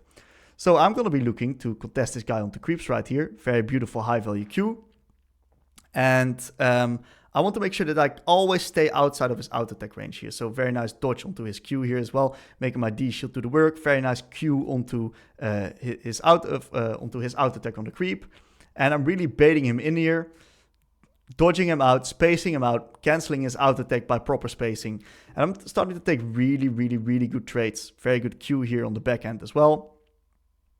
And I'm just taking amazing trades into Viego. I'm in a really good spot. Yes, he's pushing the wave into me, but that's quite all right. So I'm catching the wave on the tower. He actually goes for bot roam and gets a kill. A little bit unfortunate, but it is what it is. So I come back into lane. He now has 2 long swords. Can I still beat him? We'll have to see. I'm a little bit up in XP. Dodge out onto his W. And I want to be holding my Q here. Hold my Q, hold my Q, hold my Q. And then hit him when he's CSing. Always hold your Q and hit him when he's CSing. Otherwise, it's really easy for him to get free CS. So I dodge out reactively onto his W. Really good trade. Out attack, Q, W. Another good out attack, Q. And even though he has 2 items up, I'm still murdering him in these trades because I am a level up. And I'm taking better trades than this guy. So I want to be contesting onto the next creeps again. Very good Q right here. Beautiful E backwards, waiting for his W to run out, then continuing with another E onto him. As you can see, I'm just taking incredibly good trades versus this guy. Incredibly good trades. Pressuring him, very aggressive W. And if I actually E backward right here, I can put him in a checkmate position, but it wasn't really crossing my mind at this point in my journey. It was a little bit of one of the earlier Akali games that I played. I was not aware of the possibility of just Eing backwards for some reason. But that's quite alright. I almost kill him right here. I cancelled the auto attack because of his shroud. Really unfortunate. But it is what it is. Pretty good play. A pretty good attempt. And my lane is still in a really good position regardless. Because of me forcing him onto a pretty bad reset right here. Have a nice amount of experience lead. And of course the mental edge because I'm beating him in a 1v1. In this example, I'm going to be laning versus Sylas. And Sylas is a very interesting matchup. It used to be like one of the OG matchups from Worlds. Sylas versus Akali. This is how Zeka got famous by this matchup. And this matchup is actually very volatile and very interesting in a way as well. Because the better player will for sure win. But Akali has a slight edge in the early game. What you want to do is you want to slow build waves into Sylas and then punish him onto his last hits with our Q. That's the main thing that we're going to be trying to do. Make sure that you avoid Sylas E2s. And if you have better spacing, better tethering, you will actually be able to win these matchups right here. So try to get the level 2 first, then look for these trades with Q out attack Q. In this case, he massively disrespects me and I take a beautiful trade right here onto the backhand. That really makes his position much harder. So he gets a gank from the Shaco. Thankfully, I've bone plating in this case. There's also different setups that you can run. There's not really one cookie cutter setup. It's really what do you prefer. Thankfully, I've got the Briar ganking me right here. Get a beautiful gank off. And this position, I'm really happy. I really want to reset on Oblivion Orb. Because if I have Oblivion Orb, that's when my trades into Sylas are going to be really good. Because if I can prevent him from healing, I can basically get more favorable trades going. So in this matchup, make sure that you always E whenever he tries to get onto you. So if he tries to get onto you, make sure that you E. You can then always look to E2 afterwards if you're in a good position. You don't have to. And one thing that I've learned is that in this matchup, if you ult first, you give the other... if you ult first, it's usually in your advantage because you get the R2 first then. And the R2 is usually going to be the one that's going to be killing the other or is going to allow you to escape. But if you want to escape, then you got to be very careful with ulting first because the enemy can then just follow with the ult. So really understand, okay, what's your goal with your ult? Your ult is very strong on Sylas because it gives him a lot of mobility as well. Got to be very careful with that. So you basically want to reset on Oblivion Orb, and then the trades are going to be very much in our favor because we can deny a lot of his healing. May not be the best item for Akali if we want to build it out, but the trades are going to be in our favor, and if we can win this lane, can win the trades of them, then eventually what we're going to be seeing right here, if we can take like one or two of these favorable trades, which you will be seeing right now, lane state's going to be completely in our control, and we can just walk away with the lane. So beautiful trade right here, punishing the silence of one of his mistakes. And now he's constantly under kill threat right now. He's just in a very, very, very rough spot. And this we can then translate into other skirmishes on the map, because the identities of Akali and Sylas are very similar in a way that they both really like to skirmish with their ult. Alright, we're going to be covering the final category of matchups right here, which is situational matchups. So why are these matchups situational? They're situational because it really just depends on the skill of the player. If you are the better player in the matchup, you will win. If you are the worst player, you will get destroyed. Each matchup is also really different in its approach. Galio is theoretically one of the hardest counters towards Akali because of his W, because of his trading ability in the lane.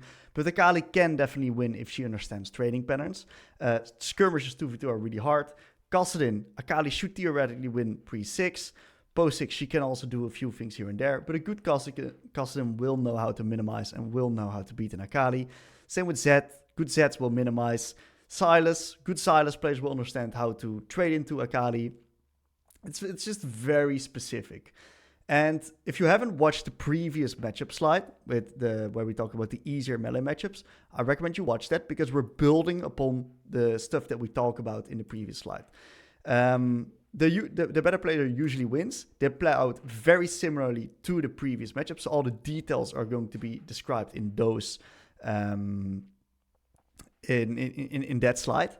And we're going to be taking a look at a few examples right here of these matchups. Alright, so first example is going to be into Galio. Galio is a pretty hard matchup for Akali because of the fact that your 2v2 skirmishes are extremely disadvantageous, because of the fact that Galio's taunt can spot you in your shroud. So another thing with Galio is Galio runs Aftershock. And if he gets a CC, either his E or his W off onto you, he gets really tanky. And it's really hard for us to beat him through his tankiness. Plus, he's got a magic shield, which makes it really hard for us to poke him as well. So it's a lot of... And he has insane wave control. So there's a lot that makes it really hard to play this matchup. So I'm a big fan of taking Conqueror in this matchup and actually playing more reactive into him. We had an unfortunate invade in the early game. We got clapped. 2 people died. I died, including I lost 1 melee creep as well. So I'm a little bit on the back foot of this lane. And I'm going to try to play very opportunistically and not really force anything. So this guy already reaches level 2. I just want to make sure that I dodge out on his Qs. Galio is a champion that automatically pushes. I want to be making sure that I do not really take any really bad trades. And I might be able to slowly chip away at his HP bar in the early lane. In the early lane, the lane is not too bad, actually, for Akali. It's not too good, but it's not too bad as well, if you know how to play it. And I'm just going to be trying to keep my farm high and, yeah, just slowly chip away this HP bar. I got these shield second wind, so I'm able to sometimes take a little bit of a trade into him. And it's okay if he lands a little bit of a Q onto me. Ideally, he does not, but it is okay if it does. So we're going to be dodging out mainly on the spells, looking to Q him onto his last hits. And as you can see, it's really hard for me to... do anything into him. And this was a really beautiful trade. This is a perfect example of how to trade given this matchup. A Q, I dodge out on his E. I make sure that I E reactively, so he cannot W me. And after his E and W is gone, that's when I can E2 in. That's basically the only time that you can E2 in. Otherwise, E2ing in will always be countered by his W or by his E, which is really easy for him to land. So I'm going to continue a little bit with... Just looking for these high value Qs. Always keep your E reactively right here. I'm always looking to do this. I cannot E2 in right here because he'll then just taunt me and murder me in the trade regardless. So I just E reactively and make sure that I stay healthy right here. Nice low Q. A nice... I think, do I dodge his Q here? Sadly not. Was a good attempt. I tried to dodge it by moving forward. And yeah, we're just a little bit on the back foot here. It's not really ideal. And the biggest reason why this matchup is so rough is because of the fact that he can constantly force skirmishes right here. And Graves is looking right now to invade Viego. And I told him at the beginning of the game, we cannot do this. Galio is so much stronger. Galio Viego is not matchable for us. And he's still constantly looking to invade. we get ourselves end up in this position, which is not really ideal. They decide to fight, and yeah, I actually think that we get that we get quite lucky given this skirmish right here. Really, really lucky that Galio was not able to actually help them. So extremely lucky that we get into the skirmish. But if we're going to be continuing a little bit more right here, I still am not going to be super favored in the lane. Galio is still going to be a little bit stronger than me. And it's practically impossible for me to go for these skirmishes as well, because Galio is just going to ult in. He's going to completely deny me right there. And it makes it really hard for me to play. So, in the end, right, if we're going to really continue a little bit longer, this matchup is going to be quite alright in the 1v1. If you know how to trade. If you don't know how to trade, you're definitely going to struggle. And the main thing that makes this so hard is that he just denies your ability to skirmish properly as Akali. That's the main reason why this matchup is a little bit tricky. But the most important thing is you need to know your trading patterns. Next example is going to be Zed right here. And Zed is pretty interesting because he's actually not that strong in the early lane. And Zed is very similar to the approaches, for example, Katarina, as we saw in the easier melees matchups. But this guy plays a little bit more like a control mage, so he's not really going to be trading all that heavily. So it's really important that we avoid his Qs, try to slow build into Zed. That's really important if we can try to slow build, because that's when we can get a small minion lead. That's mainly what we're playing for into this matchup, because this guy is just going to be sitting back and going to be dodging out on a lot of my damage. That's basically how Zed's play right here. Which is good, because Zed's early trading is not that strong. Ours is much stronger. So we stand up aggressively, look to get some trades into this guy. If he disrespects, we go for a Q, of course. We're mainly playing for CS in this lane, because that's when we can get the biggest advantages. Feel free to always just W forward or E forward and try to keep slow building into Zed. Because Zed, we could theoretically contest him under tower since he's still a melee champion. As you can see, constantly slow building. He's really making it hard for me to actually get trades in onto him. And mainly whenever he uses his WEQ combo like this, that's when we might be able to find windows where we can maybe E backwards, get onto him. But it's mainly just going to be very slow, very farm oriented. And if we get trading opportunities, we should indeed take them. But these aren't always going to happen in this matchup. It's mainly that if we can find the trading windows, it's rather good. You get some help from the Zillion right here to get the wave, and it's really unfortunate for me, but them sharing XP is still completely fine for me. And once we're level 6, make sure that with all of your dashes, that you do not get hit by his Qs whenever he ults you, because that's where the main damage from Zed comes from. We got a small CS lead right now. We can definitely look to keep continuously taking these trades into him, especially whenever we're not really going for an all-in and he does not have ult. That's when we should be fine, just looking for these Q pokes. But this is a little bit more of an of example where he actually, if the Zed is really good and he's able to hit constantly those WEQs onto you, you will lose. But if the Zed is bad and you're much better and you'll be able to actually get these Qs onto him, then you will win. So we're going to be talking about the later part of the lane. This is mainly when we're going to be level 6 plus and when we have our first components. That's really when the later part of the lane starts, because our ult actually gives us so much more room in the game to play. We have much more kill threat onto the enemy laner, and we can suddenly start skirmishing extremely effectively. Akali with ult is one of the best skirmishers in the game, because of how mobile she is, because of the kill threat that she has, because of her, all of her tools in her kit are just made to skirmish. So that's what we're going to be trying to do. The way that we're going to be forcing this is by establishing control over the lane. We do this by, of course, understanding trading patterns. We can refer back towards the matchup slides in this slide. And we want to put the enemies under threat, because when we have the enemies under threat, right, we can actually take control of the wave and we can start moving towards fights.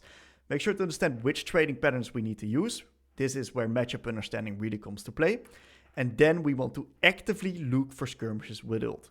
How does this mean? What do we mean with this? This means that if a grips fight's coming up, make sure you have ult for that. We want to fight. We want to call for the plays with our ult. Constantly play around the timer of our ult. If we have ult up, we can do stuff. If our ult's down, don't do stuff, chill, and only play when we have our ult up. We can also look to roam if we see opportunities into the side lane. We're a very snowball-oriented champion. If we get going, there's no stopping us. And finally, once we reach a certain wave clear breakpoint, we can start shoving waves. Sometimes it's as early as level 6 or level 5 after our first reset. Sometimes it only happens at level 7 when we get our 4 points in queue. And we can 2-shot waves. Really start taking priority at that point in the game, because we really want to be the first one to move, to fight, and to place. But of course, always keep it in mind, we cannot start autopilot pushing. It's very dependent on what the game asks from us. And one major thing that I really want to stress right here is don't fight without your ult. You're super ult reliant. You really want to play with your ult. And if you do not have ult, feel free to call plays off, because we want our ult is our everything in these skirmishes.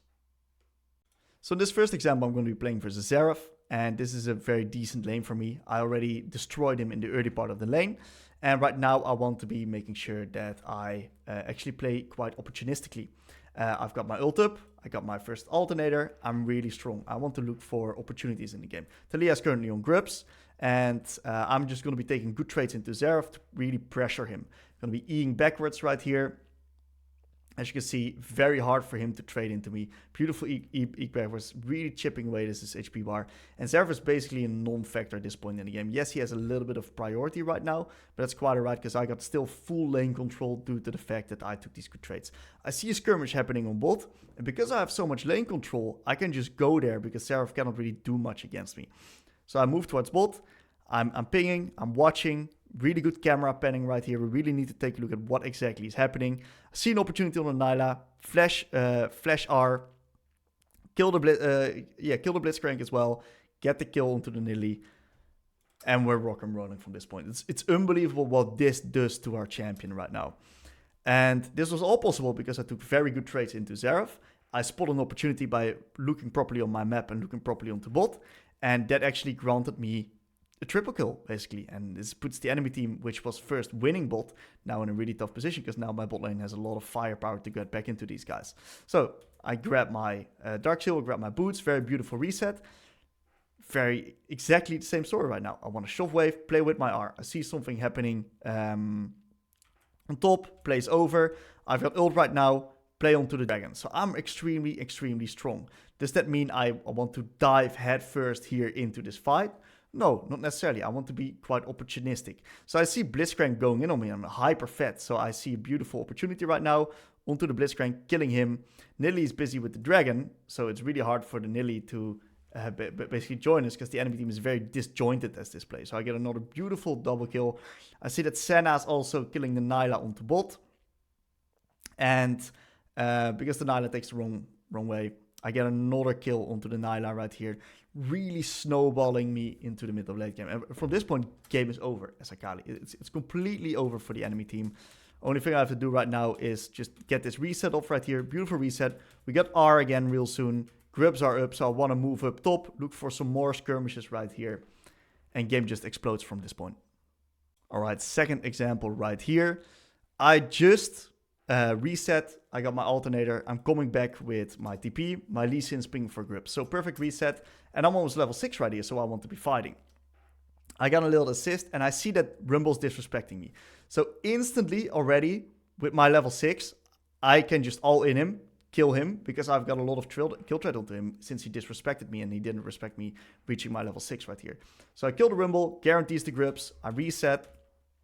And what I want to do right now is, my Lee Sin is quite strong if you look on top right here. It's really straightforward. I just want to be playing towards the side of where my Lee Sin is playing, and I want to be playing with my R. And if I play together with Lee Sin, two very strong skirmishes at that point in the game, which are also ahead, we basically cannot lose the game. So I'm just going to be chilling in lane, looking to take some good trades into the Rumble. As you can see, Rumble is not a weak champion. He actually has very similar items to me. He's not a weak champion in this point in the game. So I do get contested in some of these trades right here. That's completely fine. But all we have to do right here is just complement our jungler right now. So because of the good trades, I'm actually able to still take lane control, move down a little bit, hover Lee Sin on the dragon, guarantees us the Drake. And I'm trying to take a little bit more aggressive trades into the Rumble right here. As you can see, Rumble actually does a pretty good job trading back into me, because the champion is quite strong at this point in the game. My jungler is now topside. I got ult. So what do I want to be doing? Is I want to be making sure that I can play together with the Lee Sin. I'm taking a few rough trades here. Ari shows mid because it seems like Kha'Zix is invading our bot side right here. But I'm still together with the Lee Sin. And me and Lee Sin are still an extremely strong duo. So Kha'Zix invading right here. And I want to be helping the Lee Sin with this play. Beautiful kick from the Lee Sin. Getting a kill onto the Kha'Zix. And even though we're slightly outnumbered at this point in the game, we're still able to win this skirmish. And just demolish them because we're so strong. That's how strong we are at this point in the game. From this point, game is pretty smooth sailing. We just want to be hovering with our jungler on top side. We don't have R right now, so we don't want to skirmish just yet. Right now I have R, so I want to shove. In this case, Rumble goes for bot play. My Lee Sin is top, so I do not want to hard force and compensate on bot. I just let bot be for what it is. I get a lot of plates on mid, get an insane amount of gold, grab my first item spike. And now we're going to be fighting the dragon right here together with my Lee Sin.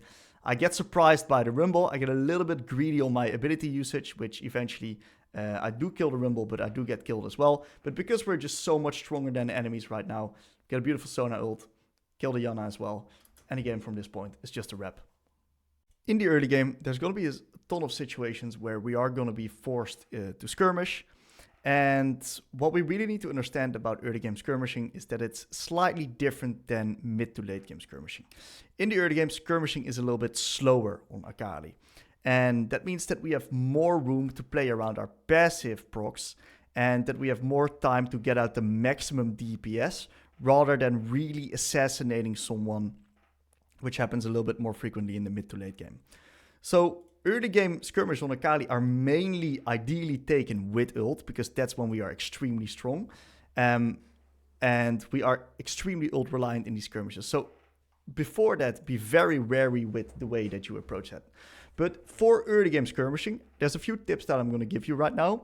If you want to really dive into the actual depths of skirmishing, there's going to be a little bit later into the guide where we're going to be covering that. And I would definitely recommend checking that part out as well, because that's where we cover all the big stuff, all the must-know stuff. So what we want to be doing is, in these early game skirmishes, ability usage and micro is really, really important. The most important thing is that we actually land our stuff. And a little tip that I can give you is that you want to be lining enemies up.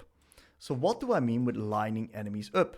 Well, we have very limited amount of abilities right now at this point of the game, so we want to be making the best use of them. We want to AoE them. Our Q is AoE, and what we can do right here is we can hit both the Sylas and the Shaco with our Q. That's a lot of damage that we can just double our damage. It's beautiful.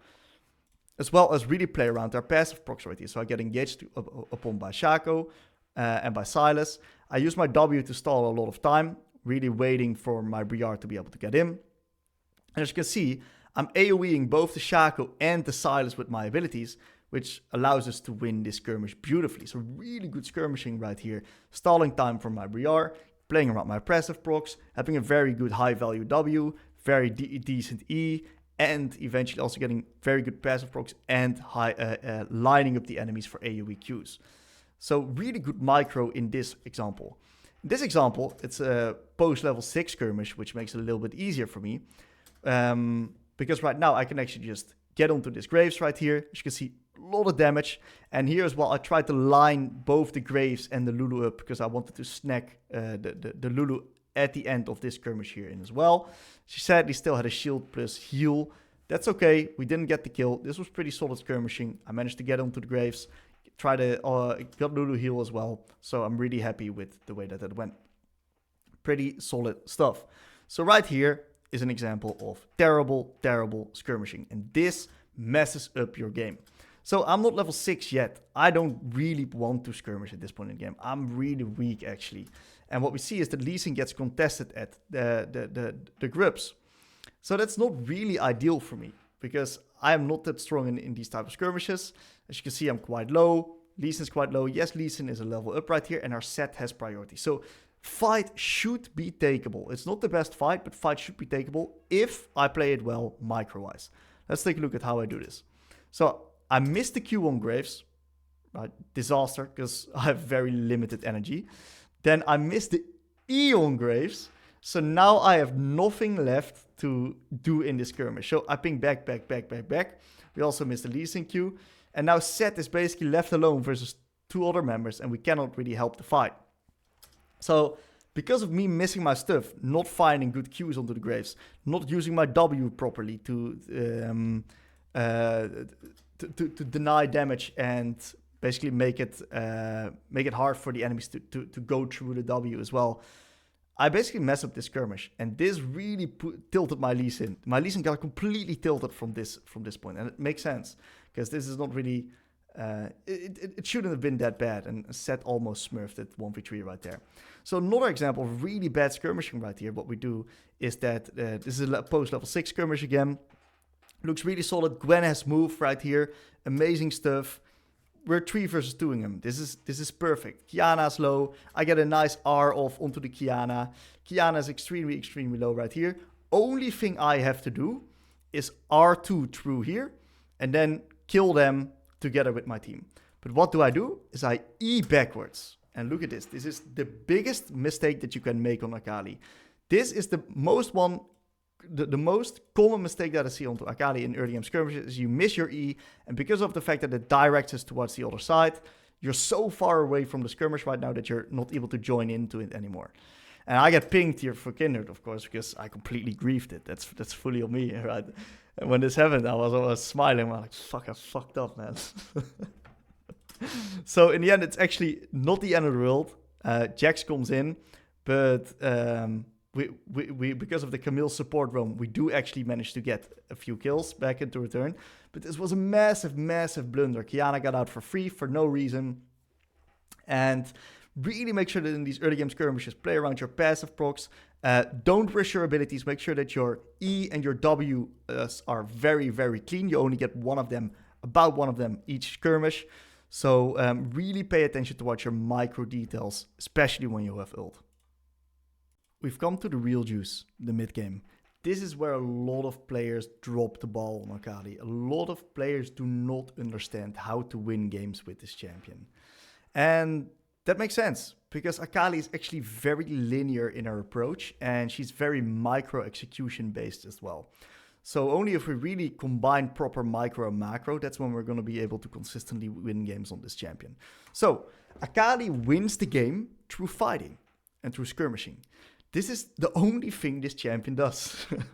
She has no siege, she has no zone control, she has no range. She wants to dive deep, but she cannot really dive deep in her towers alone. It's really hard for her to split push because of her having she doesn't have much reach towards the towers. Plus she doesn't have much damage towards the towers. She's quite squishy a lot of times as well. So the main thing that she just does is she just fights, and she fights really well. But in order to understand how to fight, there's a lot more that comes to it. So first of all, Akali has a very strong side lane. She's not good at split pushing, but she is really good at side laning. So the main reason that is because due to her dueling power and her mobility. What we want to do as Akali is we want to keep our farm up and hit our item spikes, because with each spike, our damage output is going to be increasing massively, and the amount of damage that we're going to be able to deal in team fights is also going to be increasing massively. So really value yourself and your own strength. What we want to do is we want to shove and move to create advantageous fights. So how do we create advantageous fights? Well, first of all, we need to be playing with ult, because without ult, we're not strong at all on Akali. What we want to do is we want to be creating man advantages. So by 1v1ing someone in the side lane, give or take, this is the rift right here. We got mid lane right here. We got bot lane right here. If we're going to be side laning on bot right now and an enemy Renekton is answering us, and we have TP up, for example, when a fight happens around Baron, we can TP on the flank. We can come from a flank angle, and then when the Renekton's a little bit late to the TP, we can fight a 5 versus 4 for a few seconds. Their frontliner's not there. We can absolutely disrupt the fight. That's how Akali wants to be playing. So we also need to be very aware of our proper TP usage. If we are going to be wasting our teleporting towards the side lane, we're not going to be able to create these man advantage fights, these very advantageous fights where we also can come from flanks. That's what Akali wants to do. And if we're not going to be fighting towards our terms, we're not that strong in fights actually, because our front to back is really underwhelming. So we want to use neutral objectives as magnets for skirmishes. Akali is a skirmisher, she wants to fight. Where are most of the times guaranteed fights going to happen? Around objectives. So we want to be using them properly, either by shoving out side lane waves and then moving to create a man advantage and therefore creating an advantageous fight, or by setting up the objective very properly, being there on time and actually being able to get a flank angle off. And if we're able to flank, we can maybe get onto the backline, get kill priority targets and win fights through that. The hardest part of Akali, and this is where like most people really struggle, is understanding how to fight. How do I fight? And that is something that we're going to be covering in depth in this guide by covering a lot of skirmishes. So to really understand how to fight and to really deep dive into these skirmishes and really deep dive on how to win games on Akali, we need to understand what to look for. And that's exactly what we're going to do right now. We're going to be talking about skirmishing and lull states. So what do we need to be thinking when the game is still? When we have actual brain, mental energy, time left to spare to think about the game. Winning skirmishes and winning games on Akali is a combination of proper micro and macro understanding. And we are going to cover both, and we're going to start with macro. So when it comes to macro, right, there's a few questions that we have to ask ourselves before starting to skirmish when we're playing Akali. First of all, what's the next objective? Where's the fight going to be? What's the next play? What are we playing for? If we're not sure what we're playing for, it's really hard to set up for it properly. It's really hard to prepare it. Are we strong enough to fight? There's going to be situations where you're going to be behind in games and where it's going to be impossible to fight. Or if we not have ult, do we have no ult, right? Then we cannot fight. Then we should ping off fights. Be very aware of which fights that you can and cannot take. What is my win condition? Is it smart to try to assassinate an enemy Vayne that is 0-10 while our Jinx is 15-0? Really understand how do we need to be fighting. That also ties into what is my role and who is my target. So Akali can skirmish 3 different ways. She can be a disruptor, where she actually goes in with her ult and then places a very annoying W down for the enemy team, which is really threatening them, disrupting them, spreading them out, which grants our team a lot of time to actually get into that fight and get something going. That's one way that she can play it. She can play it like an assassin, so she kills a priority target coming from a flank and quickly goes out. For example, a very fat enemy AD carry is a very good target to assassinate. But you can also play for cleanup, right? And in that case, she actually waits out key abilities until she actually sees an opportunity. For example, if the enemies has used Malzar ult, they've used Naughty ult, they've used all these key abilities, maybe Twisted Fate ult that shows vision. Once they've used that, that's when she goes in, that's when she cleans up people. Akali is a really good cleanup champion. And then the final thing that we have to be thinking about is enemy key CC abilities, enemy self-heal abilities, shields, heal, dashes, stuff like that. Malzar ult, right? These are very good examples, but also reveal abilities. Which abilities reveal us? Rengar ult, Belvev E, Twisted Fate ult, Karma W, LeBlanc E, all of these type of abilities, we need to be very aware of what reveals us because it heavily impacts the way that we want to be skirmishing. We got to be extremely careful if the enemies have a lot of reveal abilities. So that was the macro part. And of course, except for that, right, we also want to be creating advantageous fights by understanding when the next objective is, making sure that we utilize our strong side lane by Chovy moving. Of course, we're going to be showing a lot of examples of this, which is something that we're going to be doing. What else, right? Micro. If we're going to be talking about skirmishing micro, we have to ask ourselves a few questions as well. Key micro tips for Akali are, we can use our W to create space for our team. So we can use our W in the front of the fight, really disrupting the enemies. Our W lasts extremely long, 6 seconds minimum to about, I think, 8 seconds maximum. It's a really long time that we can disrupt in a team fight and stay extremely safe. We got only one W available. in a team fight most of the time. Some fights take really long, you can do 2, but most of them you're gonna have 1 W available. So make sure that you don't use it too early, and make sure that you don't use it too late. A very normal thing that you see a lot is that people either use it into their combos, or they do use it too early because it's habit. But most of the time, the best way to use it actually after your R1. So you use your R1, and then what happens, you use your QW or your Insta W afterwards. That's usually how you want to be doing it. And then you can charge up your R2 in your W and always get out afterwards. That's usually how to do it, but there's of course, you gotta go very specific and really look at the specifics to understand what to do. When it comes to E usage, right, a lot of people make big mistakes when it comes to E usage. I covered this in the early skirmishing section of this guide. I showed a clip of me actually missing my E, putting myself back towards the wrong position, because the E is an ability that also shoots ourselves into a direction. So I missed my E, I shot myself in the wrong direction, and I was not able to R2 after the targets, and I was completely out of the skirmish, completely useless, and I almost solo lost it.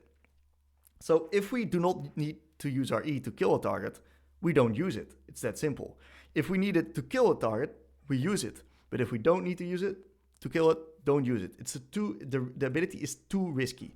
And if we need to use our E, right, make sure that we use it in a way that it's almost guaranteed to hit. So we combine it with an R, for example, we do the R-E combo, or we use it upon setup, for example, with our Q slows, or we use it upon a CC ability from one of our teammates. That's how we want to be using our E in that case.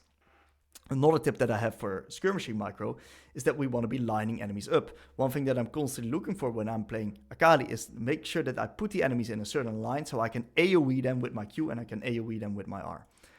And another tip is don't rush R2. Get your R1 off somewhat at the beginning of the fight, so you have your R2 available always to reposition, assassinate a target. But don't rush R2. If you rush R2, you get into a position where you either are overcommitted, or when you get into a bad position, because after that you don't have too much mobility anymore, or you use it too early. Usually you want to be holding onto your R2 a little bit longer, rather hold on to it a little bit longer than rushing it. So let's take a look at a few mid games, and we're going to be really bringing this all together. And then after that, we are actually going to be covering a separate section of the guide where it purely reviews skirmishes and how I can help you guys look at your own skirmishes and understand what you need to look for. All right, we're going to be taking a look at a few examples of a mid game. And in this game, we're a little bit behind right here. It's a pretty tricky game. What do we see? We're going to be covering a lot of questions right now. We see that the enemy bot lane is quite far ahead. They got Forest, they got Ashe, a lot of range on their bot.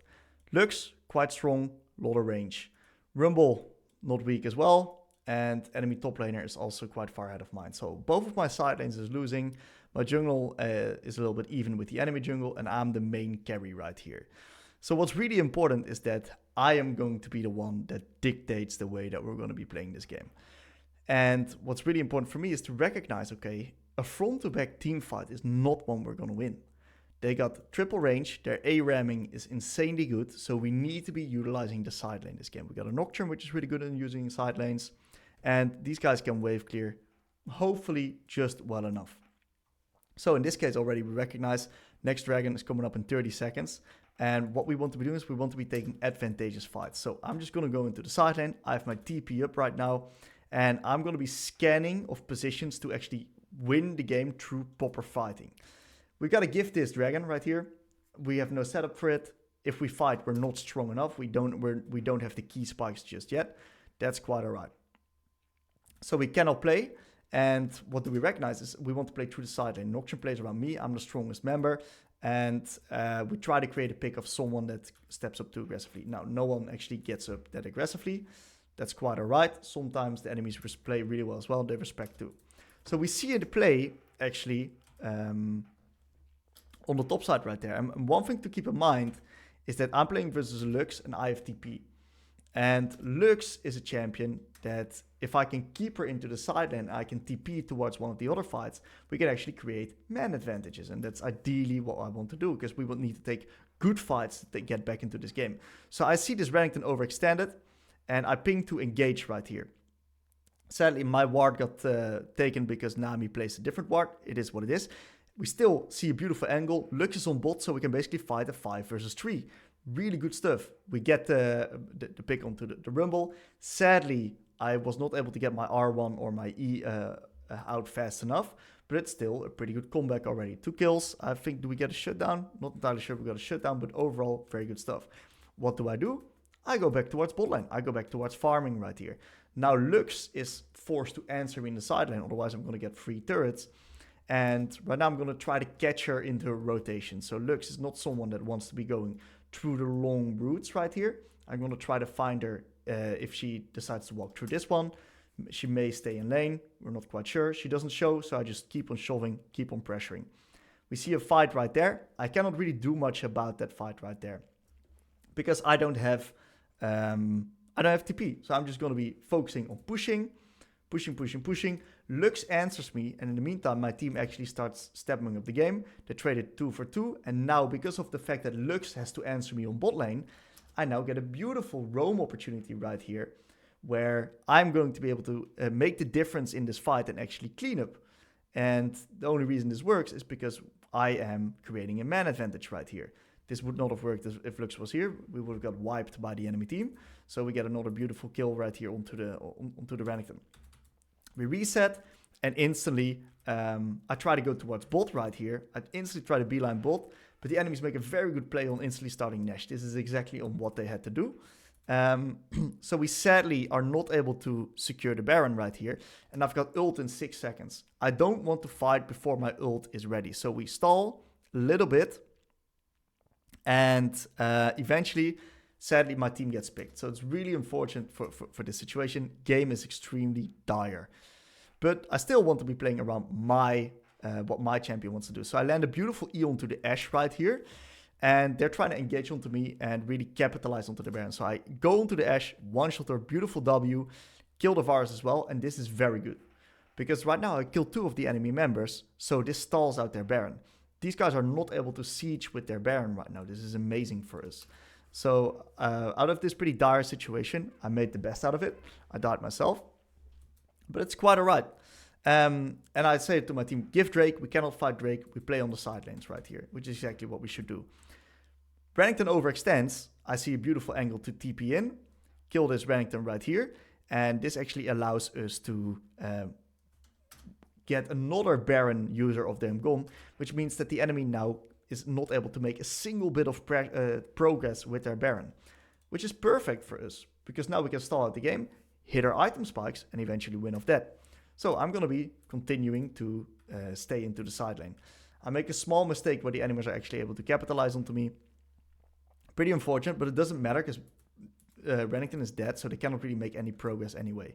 My team does a pretty good job, and once again, I want to be beelining towards the side lane. I want to be utilizing the side lane. I see that Lux tried to kill MF right here. If we look properly, we see that Lux will be trying to snipe the MF. So this gives me a lot of information on Lux, actually.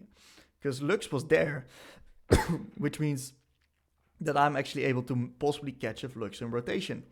So I go through the walls, I sweep, and guess who walks into me? Lux. Dodge out on her Q, R2, and we get this beautiful kill onto the Lux, dodge out onto Varus Poke. And this is great, because this is going to allow us to get a lot of gold, start the game. I reset right here onto Rabadons. I'm extremely, extremely strong.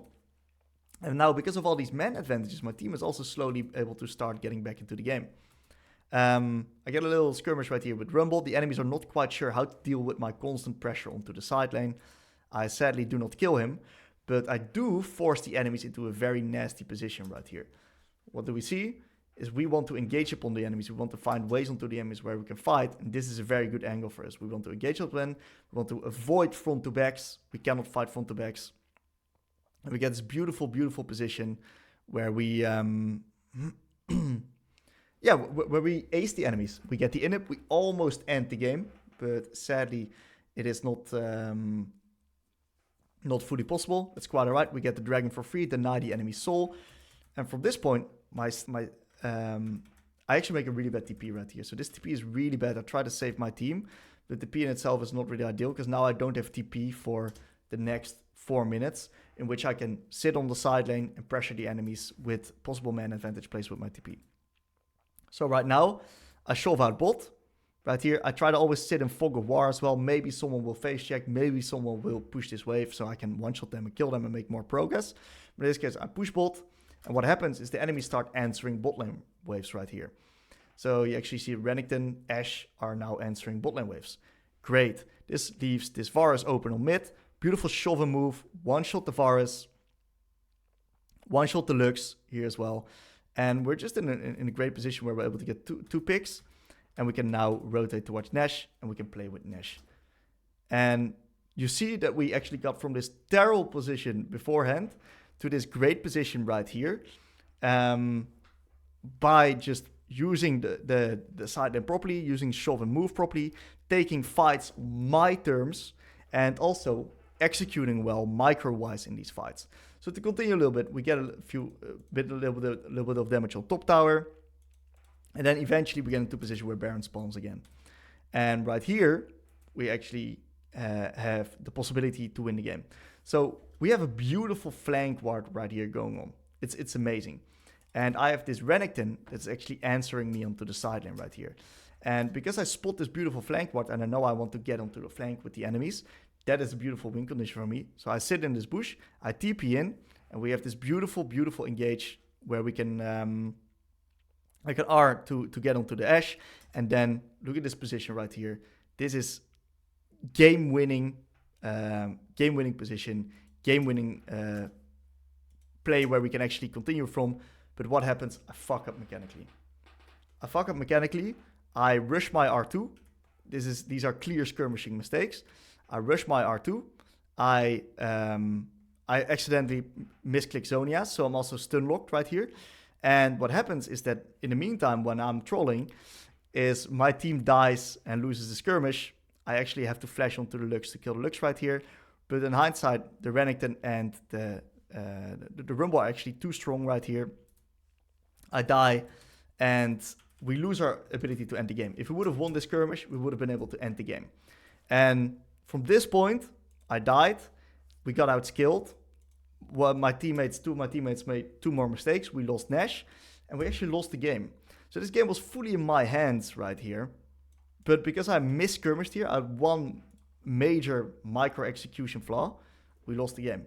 And this is great, because this is a typical Akali loss right here. You're going to see this a lot, where you fuck up a skirmish, and you lose the game because of it. That's how important that the micro is.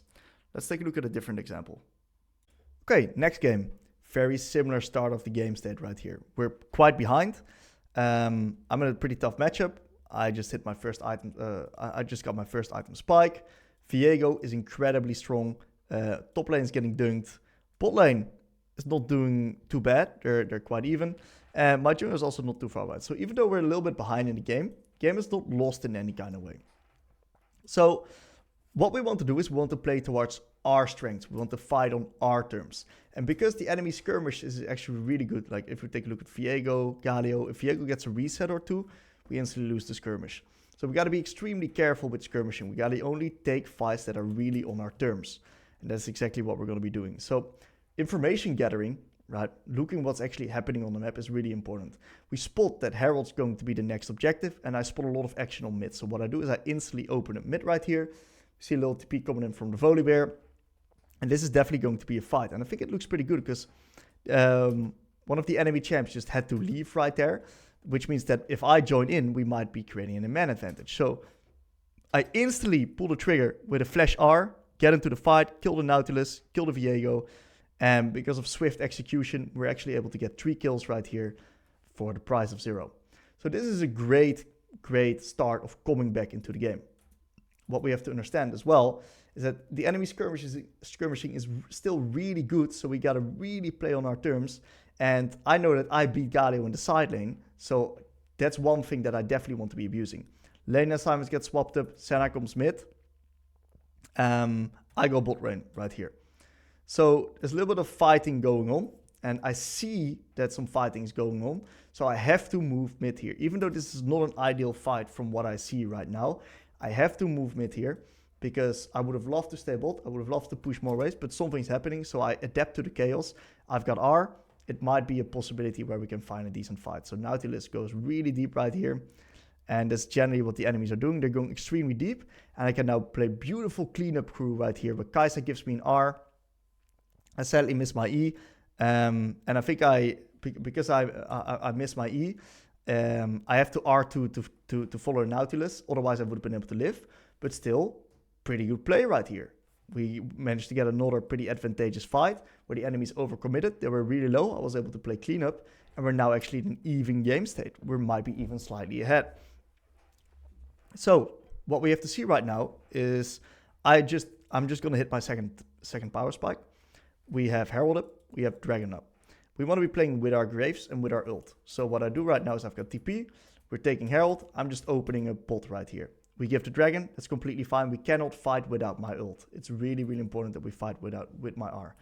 And I know that I'm extremely strong compared to this Galio because of the fact that I have 2 items. So I want to be utilizing the bot lane, push, and try to get an advantage here through bot.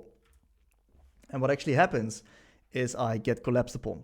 So pretty good play by the enemies right here. But because I'm so unbelievably strong and I get a lot of good Q rotations, I'm actually able to 1v2 these guys right here. So if we're really going to be showing this again, the reason I'm able to 1v2 is I have very low energy. I get hooked by the Nautilus. Let's see how I skirmish. I QR. QR. That's how you like to start. QR. E to create distance. Auto attack. E2, auto attack W. So Galio cannot auto attack me afterwards. And then we're in this position where I QR and I get a very beautiful rotation off afterwards. Pixel perfect skirmishing, allowing me to win this fight. And this is going to be the real game changer because from this point, we're actually able to get 2 bot towers right here. And that's going to make me so fat and Graves so fat that we can really start snowballing from this point. So I land another beautiful kill onto the Viego right here, insta W to get myself out.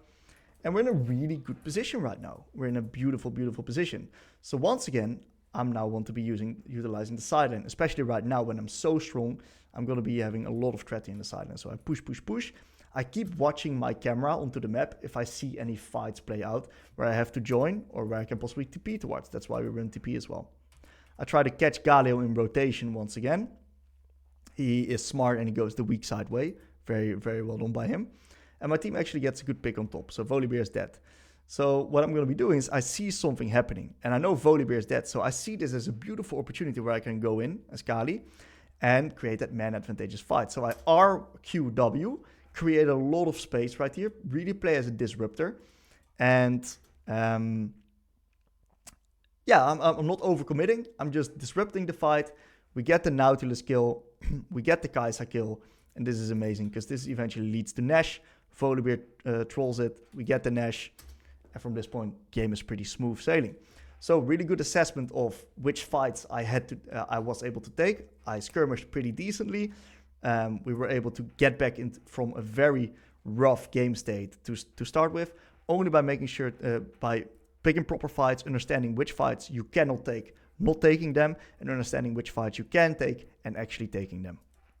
Alright, so in this final example, I actually am in a really good spot to start with, but I actually throw the game by mis-executing. So this is an example of me having poor assessment and actually mis-executing in the fights and therefore losing the game basically on my own watch.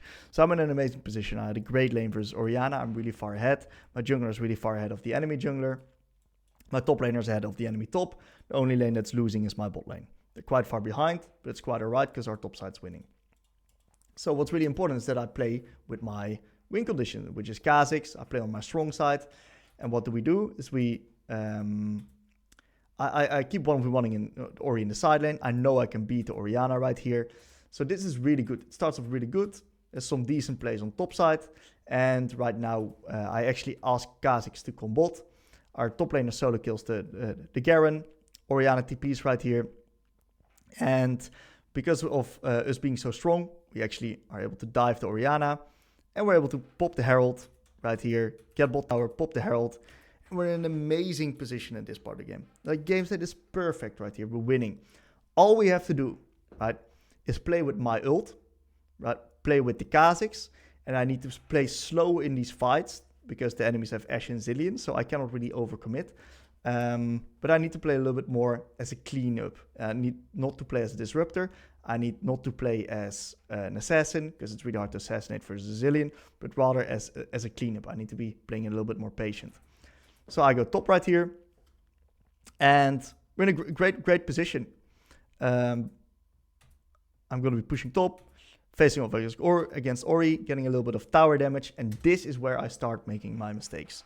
This is where it goes south really quickly. So what happens is I'm pushing top right here, and I think, okay, maybe I can dive Ori. So I try to kill her, but I have no energy. I use my ult. So this is really poor ult usage, because what's happening right now is that there's a skirmish breaking out, and I do not have ult up. And that's a disaster. But because I don't have ult up, I'm not able to fight properly right here. I'm not able to be that useful. Eventually I get chipped with Oriar. I die. I give a kill to Ashe. This is a complete disaster, because with ult we would have won this skirmish badly too. This would have been a game-winning skirmish right here, but because I didn't have ult, because I wasted it, we lost the skirmish. Then, lot of chaos right here. I actually TP in. I don't have ult just yet, so I got to be a little bit slow in its approach, but that's completely fine because the enemies also don't have ult. So we kill the Zilean, and we're in a pretty good spot right here. We killed 3 of them. We got to they killed 2 of us. This is completely fine. All we have to do right now is take the dragon. Beautiful stuff. We killed the Orianna. Completely fine. And now we got to be extremely careful, because I still got no ult. I want to be playing with my ult. So I get the top tower. This is completely fine. And this is where I start throwing again. And the reason for that is because I misinterpret my way around these team fights. I do not execute this properly because I did not ask myself the proper questions beforehand. What we actually see is that my Renekton is on bot. My Renekton is not here. So we need to wait until my Renekton is here. What else do we see? Kha'Zix really strong. I'm really strong. Ashe is definitely a really big problem, but the enemies are also quite strong in general. So the only thing I need to do right here is have patience, wait till my Renekton is here, and we will win the fight, because the enemies have the Baron debuff right here. So what do? I actually get an E off onto the Gwen, a little bit of poke. This is completely fine, but I E2 in. And what happens is, because of me E2ing in, Amumu goes in, my team goes in, and we're basically fighting a 4 versus 5, because our Renekton's still moving. And then, yes, we kill the Ashe. I R2 in right here, in the enemy team. It's unbelievable. And it gets me killed, of course. And this is a disaster, because now Renekton comes in, and as you can see, Renekton's actually pretty strong. He murders them. What if I would have waited until Renekton was there? We would have won the fight. So I rushed it. I didn't assess the map properly. I didn't assess properly my role in the fight. And that led to us playing an even fight, while we should have won this plus gun the Baron. Next up, I'm fighting against the Garen right here. In the meantime, my team is fighting a play on mid. I am unable to TP right now. And because I'm unable to TP, what actually happens is that my team loses the fight. So what should I have done is I should have just pushed top, pushed the waves, ignore the Garen. It doesn't even matter what I'm going to be doing with him. It doesn't even matter. All I need to do is just make sure that I stay healthy right here. And even if I kill him, for example, with my R, which I probably could have done, it still wouldn't have really mattered, because killing Garen wouldn't make any progress. I need to take advantageous fight and possibly looking for these TPs, because Garen, I don't think he ran TP in this specific case, cannot really match it. So I miss a great opportunity right here, where I could have impacted a team fight on mid. So yeah, I skirmish right here. I think this is also a little bit of mis-execution when it comes to my skirmishing, but it's not the end of the world. And then what do we see right here? We are now fighting. We're now fighting without my R right here, but still it's quite alright. Vayne is on top. Vayne is on top right here. And what happens is I actually go back into the Gwen right here. I use my R1. I get extremely chunked. And I basically accomplish nothing because my Vayne is not here. And this eventually leads to our Kha'Zix dying. And because of me not playing with my team, because of me not understanding my role in these type of fights, because of me not respecting my R cooldown, right? A lot of this stuff going wrong. We actually lose this game where if we go back, right? We're actually in a beautiful position right here. We're in a gorgeous position, completely game-winning position, strong top side. But I did not assess win conditions. I did not assess my role in the fight properly. And I also mis-executed my Rs a lot. Just the entire list goes on. So as you can see, there's a lot to it, especially when you're going to be playing against better opponents in higher elos. You got to be very clean in your execution if you really want to have success with this champion. So we're going to be talking about how to review skirmishes. And for a lot of you guys, this might be a little bit new terrain, but it's really important because if you want to get better on Akali, you need to get better on skirmishes, and you need to review to improve realistically. So your level of skirmishing directly translates to your rank on Akali. If you're good at reviewing this, it will allow you to improve. So we want to be using the micro-macro review framework for this. When first we want to take a look at our micro, what do we look for? Ability usage.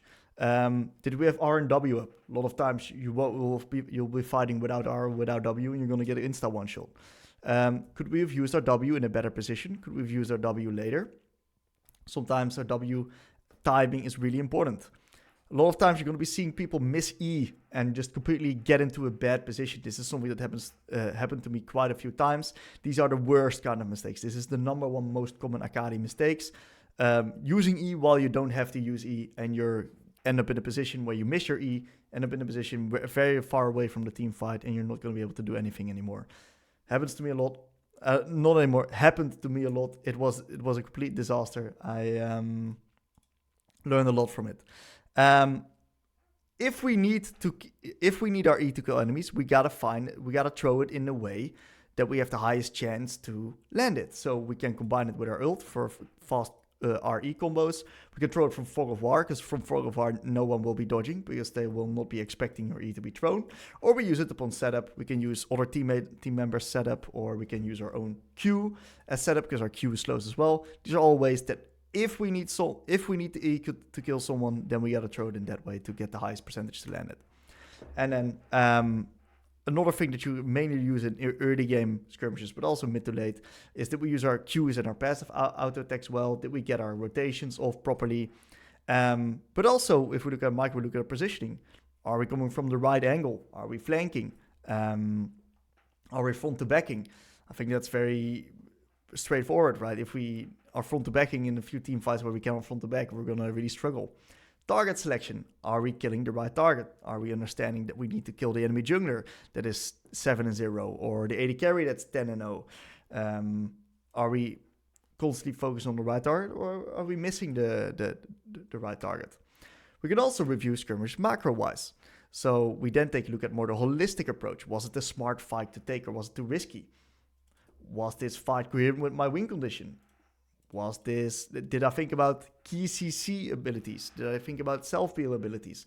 Maul's ult, was that on my mind? Lulu Pixie ability, was that on my mind? Did we understand our role? Did we understand how to fight? Did we understand that we needed to play as cleanup, or that we needed to play as assassin, or that we needed to play as a disruptor? Were we aware of this? And where we have to position? Do we need to go for flank? Do we need to be first? Do we need to come from later angle? Was this fight coherent with Akali's identity? Did we fight on spikes? Did we fight, of course, once again, with our ult up? If we're not fighting with our ult up, what are we doing? A lot of cases. But sometimes also as well, if you cannot fight, right? The answer of that, was this coherent with my identity? No, we cannot fight. Okay, could we have traded for something else then? These are all macro questions that you can ask yourself if you look at a skirmish and it doesn't work out. Always start reviewing with micro. If there are too many micro mistakes, it's worth fixing that first before even looking at all the macro stuff. Macro stuff is complicated, guys. Really complicated. You can be wasting a lot of time by reviewing macro if your micro is the issue. Always look at micro first. If micro is good enough, then take a look at macro. And of course, it's okay to make a micro mistake every once in a while. Definitely keep that in mind. But get a pretty clear baseline of what is good enough micro. If you sometimes misplace a W, if you miss a Q here or there, if you don't execute someone with your R2, that's okay. That's completely fine. That happens to everyone. You cannot be perfect in your micro. As long as it's like 80% good enough, in your opinion, then it's definitely worth taking a look at the macro. If the other stuff was shit, then just only take a look at micro and only focus on that. Let's take a look at a few examples of how to review skirmishes. All right, got a bunch of examples for you lined up right here. We're going to start off with this one, a little bit back right here. What do we see? Bot lane just died. I'm coming in with Lee Sin. Me and Lee Sin are together really strong. We're the strongest two of the team. And we're coming in towards bot lane right here. I get an initial R1 onto Lulu. We kill the Lulu. We kill the Graves as well. And then eventually we die towards the Orianna plus the Kai'Sa right here. And Lee Sin actually gets... He might get another kill here onto the Kai'Sa by completely smurfing it.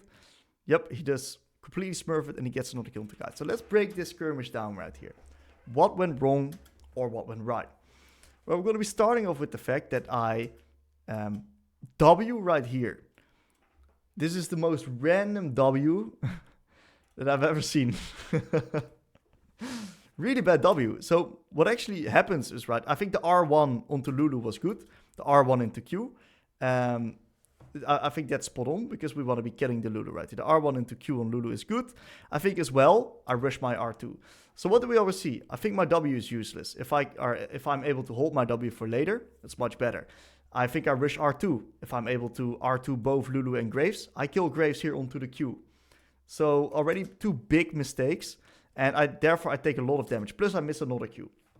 So if I place my W correctly right here, plus I R2 correctly, I'm full health with W. I actually don't use W. I'm full health with W up. And then we actually 2v2 this with W up right here. And if we 2v2 this with W up, I'm pretty sure, and me being full health, I'm pretty sure we could kill both of them without losing. So this was a purely micro-oriented skirmish that I messed up micro-wise. Lee Sin completely smurfed it, but I messed up. And we eventually lost the skirmish because of it. And I think this game got bloody hard because of this play. But that's a different story, right? So, yeah, micro mistakes right here. Let's move on to the next one. So, second one right here. Pretty good skirmish. Gwen's moving in. This is, I'm playing with my R. Looks very solid to play. Macro-wise, this seems extremely, extremely good. I R1 onto Qiyana. Beautiful stuff. I get a Q. Qiyana is really low. I almost got my R2. What do? I miss E. Disaster. So now I don't have the range to get onto the Qiyana. I bumped myself to the wrong direction. And I'm really far away from the skirmish. So this is a massive E blunder in the skirmish. Really making the skirmish much harder than it should have been. So thankfully my Camille roams up and we're actually able to make something happen. But disastrous skirmish right here. Let's take a look at the next one. Enemy Nyla's dead right here. And we're diving deep here into the enemies. So I get initial R1 off.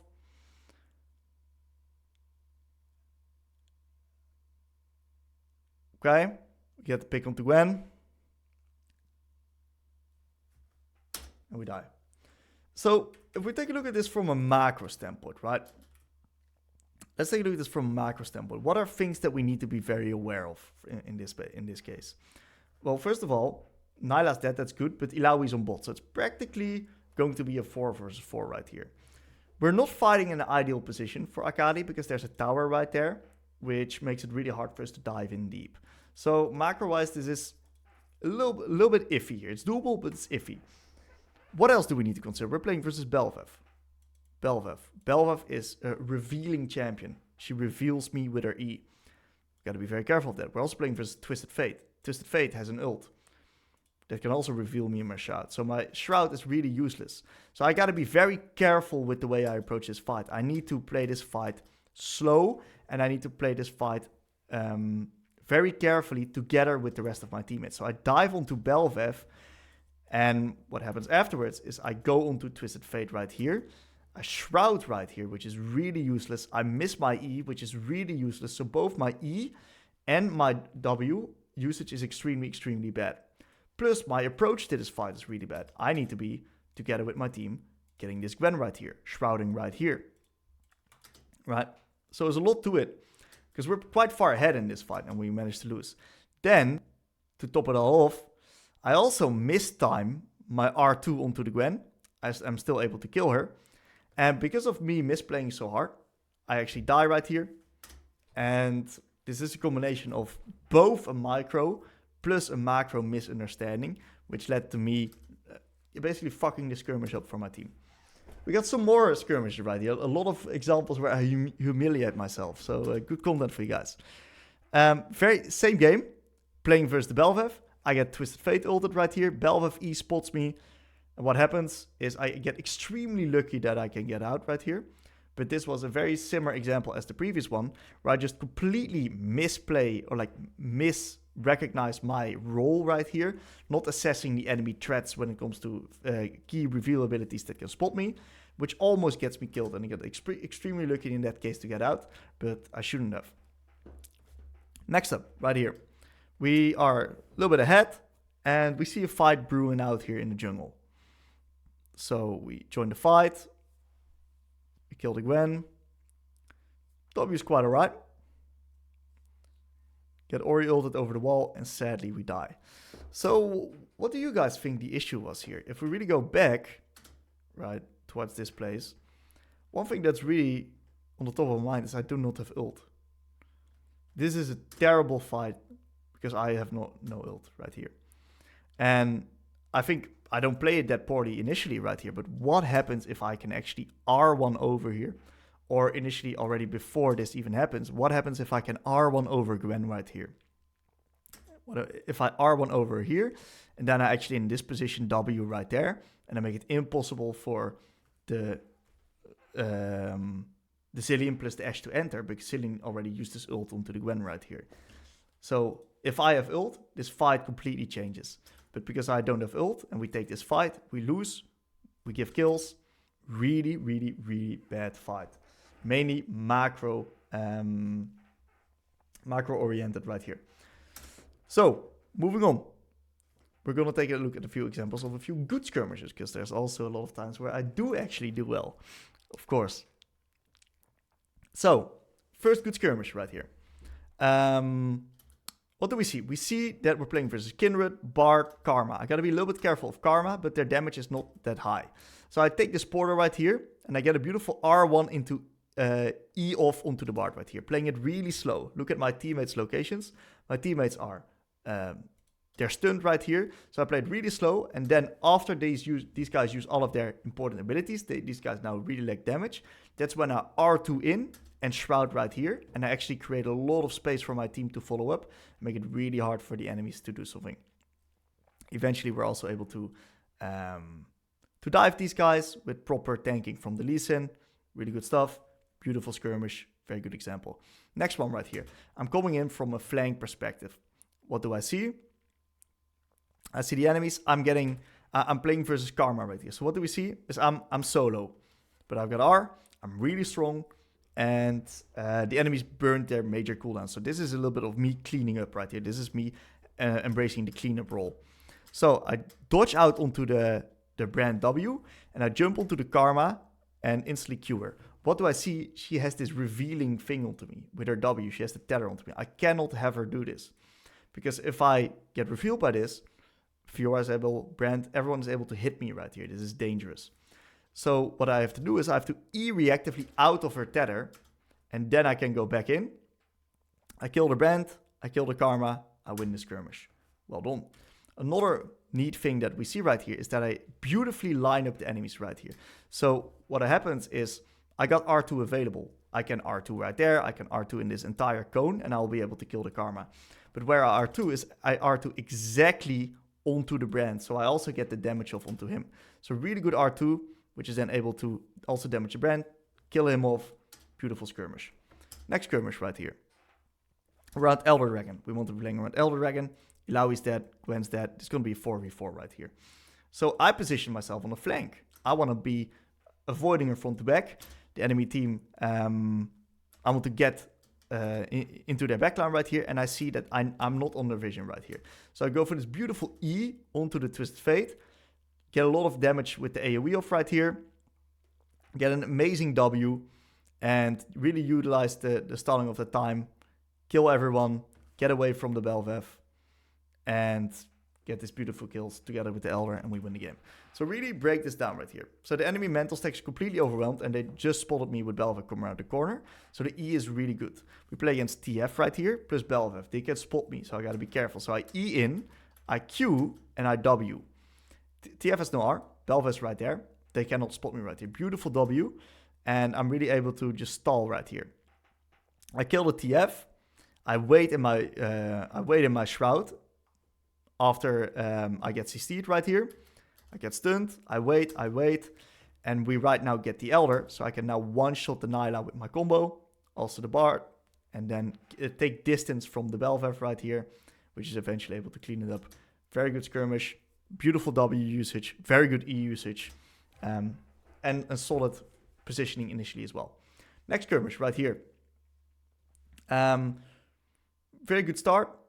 Belvev gets the reset. Beautiful R2, getting the kills. So let's revisit this one. So I R1 over Bard to get into the vanguard of the skirmish. Really good skirmish right here. This is exactly what I want as Akali. So I go for a beautiful two-man Q, really lining up the enemies. I miss my E because of the Bard R. It's completely fine because I'm going to be put into a position where it's not too bad for me since that is the enemy's escape path. So what do? I W right here while these guys are getting out of the Bard zone, yes. So that means that if they get out, they instantly cannot target me. And then I find a beautiful Q into R, hitting both the Nyla with my R plus the Belvev with my R, lining the enemies up once again, making use of that AoE, and winning the skirmish.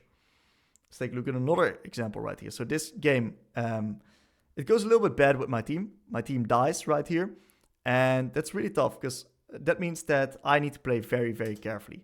So what I do is I get my initial Q off, I'm stacking my Conqueror, I'm stacking my Riftmaker, my Liandry's, so I can do a lot of damage. And I just really want to be playing this slow. I gotta have a lot of patience. The enemy team does not have too many threats that can really annihilate me in this skirmish, so I want to be playing it rather slow. So I get a beautiful W off, get distance between the enemies, and almost kill the Shaker right here, but he's able to survive with 1 HP. It is beautiful. I was able to kill the Silas, take it slow, and now I want to be playing around my cooldowns again. So these guys are engaging onto me, but that's completely fine, because they don't have the damage to kill me. So I just wait in my W. Really good stuff. I just stall for my team. And eventually we're able to just win this skirmish. Playing really patient with my ability usage right here. Really understanding that I need to be disrupting the fight, playing as cleanup, but as well just playing around my cooldowns, and then eventually we'll be able to win. So let me know if you guys have any questions about this. Would make sense if you guys do. Pretty complicated topic, and I'll definitely get back to you. So a lot of people asked me, Tim, how do I flank on Akali? Well, there's quite a bit that goes into understanding how to flank on Akali. First, it starts off with understanding where the next play is going to be. So in this position, we're really far ahead in this game. We're really, really far ahead. We're currently securing the dragon for free. I see that Azir on top. And what I know that's going to happen is that Baron's going to spawn in 20 seconds. So I already want to be positioning myself in a way that we can get a good position for the Baron as well. Because we're so far ahead that this dragon is practically free. And we know that the enemy's can contest. So what do? I play some vision around topside. Sets resetting. Really good for me. And I know that Azir just showed up top. And I know that he also wants to be creating control of the Baron. Because Azir is a champion control mage. He wants to let the enemies come into him. And he wants to be playing from that. So what do we know right here is that Azir now spots the fact that our team takes dragon. So Azir is actually thinking, all right, I'm safe, right? I can push up. I can do whatever I want. So this guy walks into me because I'm already positioned for the next objective. And because he's a control mage walking into me, we get the free kill. Beautiful flank right here, which then allows us to get this Nash. Yeah, I think it allows us to get Nash. Beautiful, beautiful play. Let's continue to a little bit later into the game. Let's actually take a look at when that is. I think that's right here. All right, so next example right here is, once again, what do we know? The next play is going to be Nash. And with that information, what I'm going to do is I'm going to position myself in a way that I want to be able to get onto the enemy backline. I know that Azir is the priority target. I want to get onto him ideally. So we can use this Nash as a magnet for the enemies to walk in. So I'm on this beautiful, beautiful angle right here where the enemies do not have any vision. Really, really good angle. Alistar engages. He sees me on the flank. And we're actually able to get a beautiful pick onto the Kai'Sa.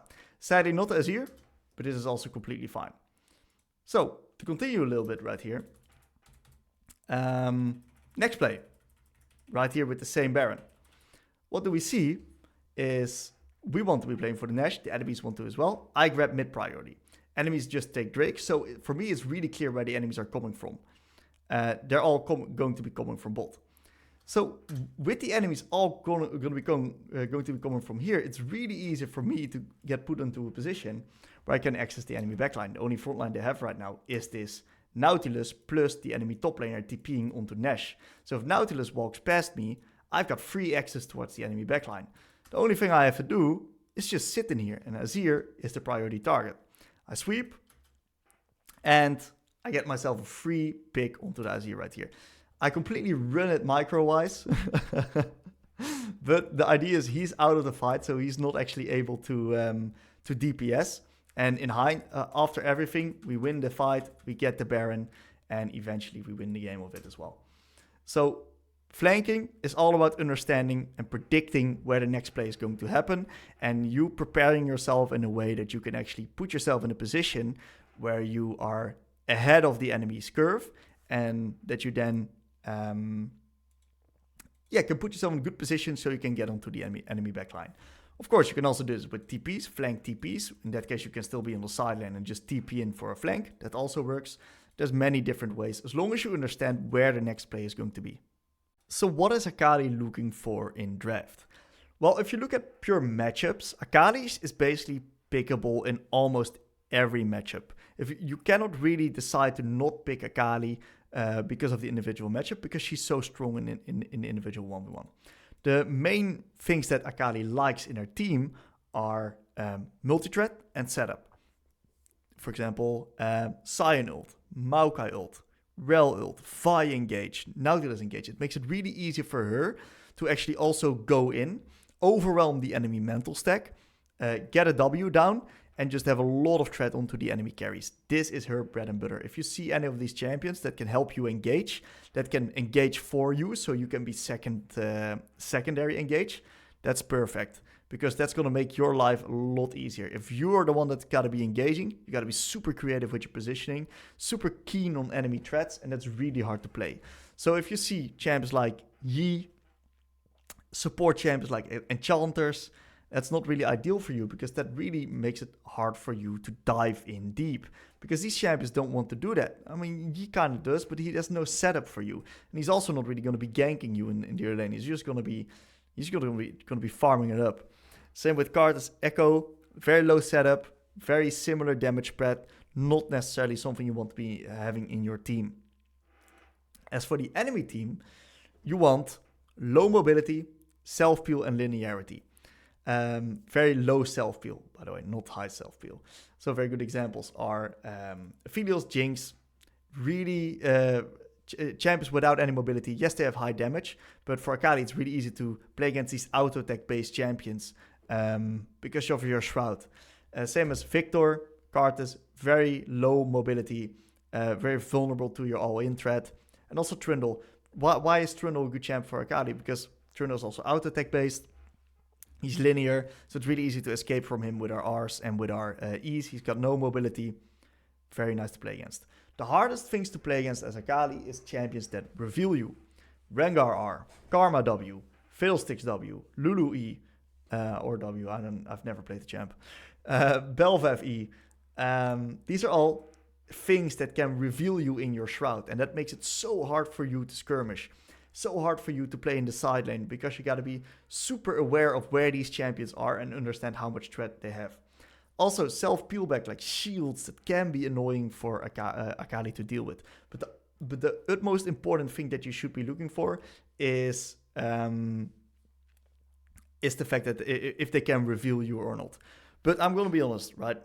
I think that you can blue one Akali in solo queue, that is, and be completely fine with it. It's a bold statement, I know, but I think there's so many other things that you can focus on when it comes to macro decisions. Yes, there's going to be some games that are going to be extremely hard, but I think those games you're going to be learning a lot from them, and I think it's going to be worth in the long run, because if you're going to be getting better at the game, if you're going to be learning, then over time you're going to also become you're going to win those games back that you lose because of the hard drafts. I'm going to be talking about the common mistakes on Akali. First and foremost, missing E in skirmishes. I've covered this in the skirmishing section, and this is probably the biggest mistake that you can make on Akali, because if you miss your E, especially in certain positions, you get put backwards away from the skirmish, which may lead to you not being able to impact the skirmish in any kind of way. So really be careful with your E usage in skirmishes. Really recommend you revisiting the skirmish section of the guide, because I go very in depth into this ability. Rushing R2. A major thing that I do a lot is I R2 into knockups, I R2 into Nautilus Qs, which cancels my R2, removes all of my mobility, and leaves me very, very exposed. Definitely keep an eye on that. Using W too early. If you use your W too early and you want to dash out of it afterwards with your R1 and R2, you're not going to have the W to basically help you survive in tricky situations where you're going to be under threat. So make sure that you use your W at the right time. Don't do it too early, but also don't do it too late. There's going to be a fine balance in between. Macro. Very straightforward. Fighting without ult, fighting without W. Probably the biggest mistakes when it comes to really not understanding of what our champion wants to be doing.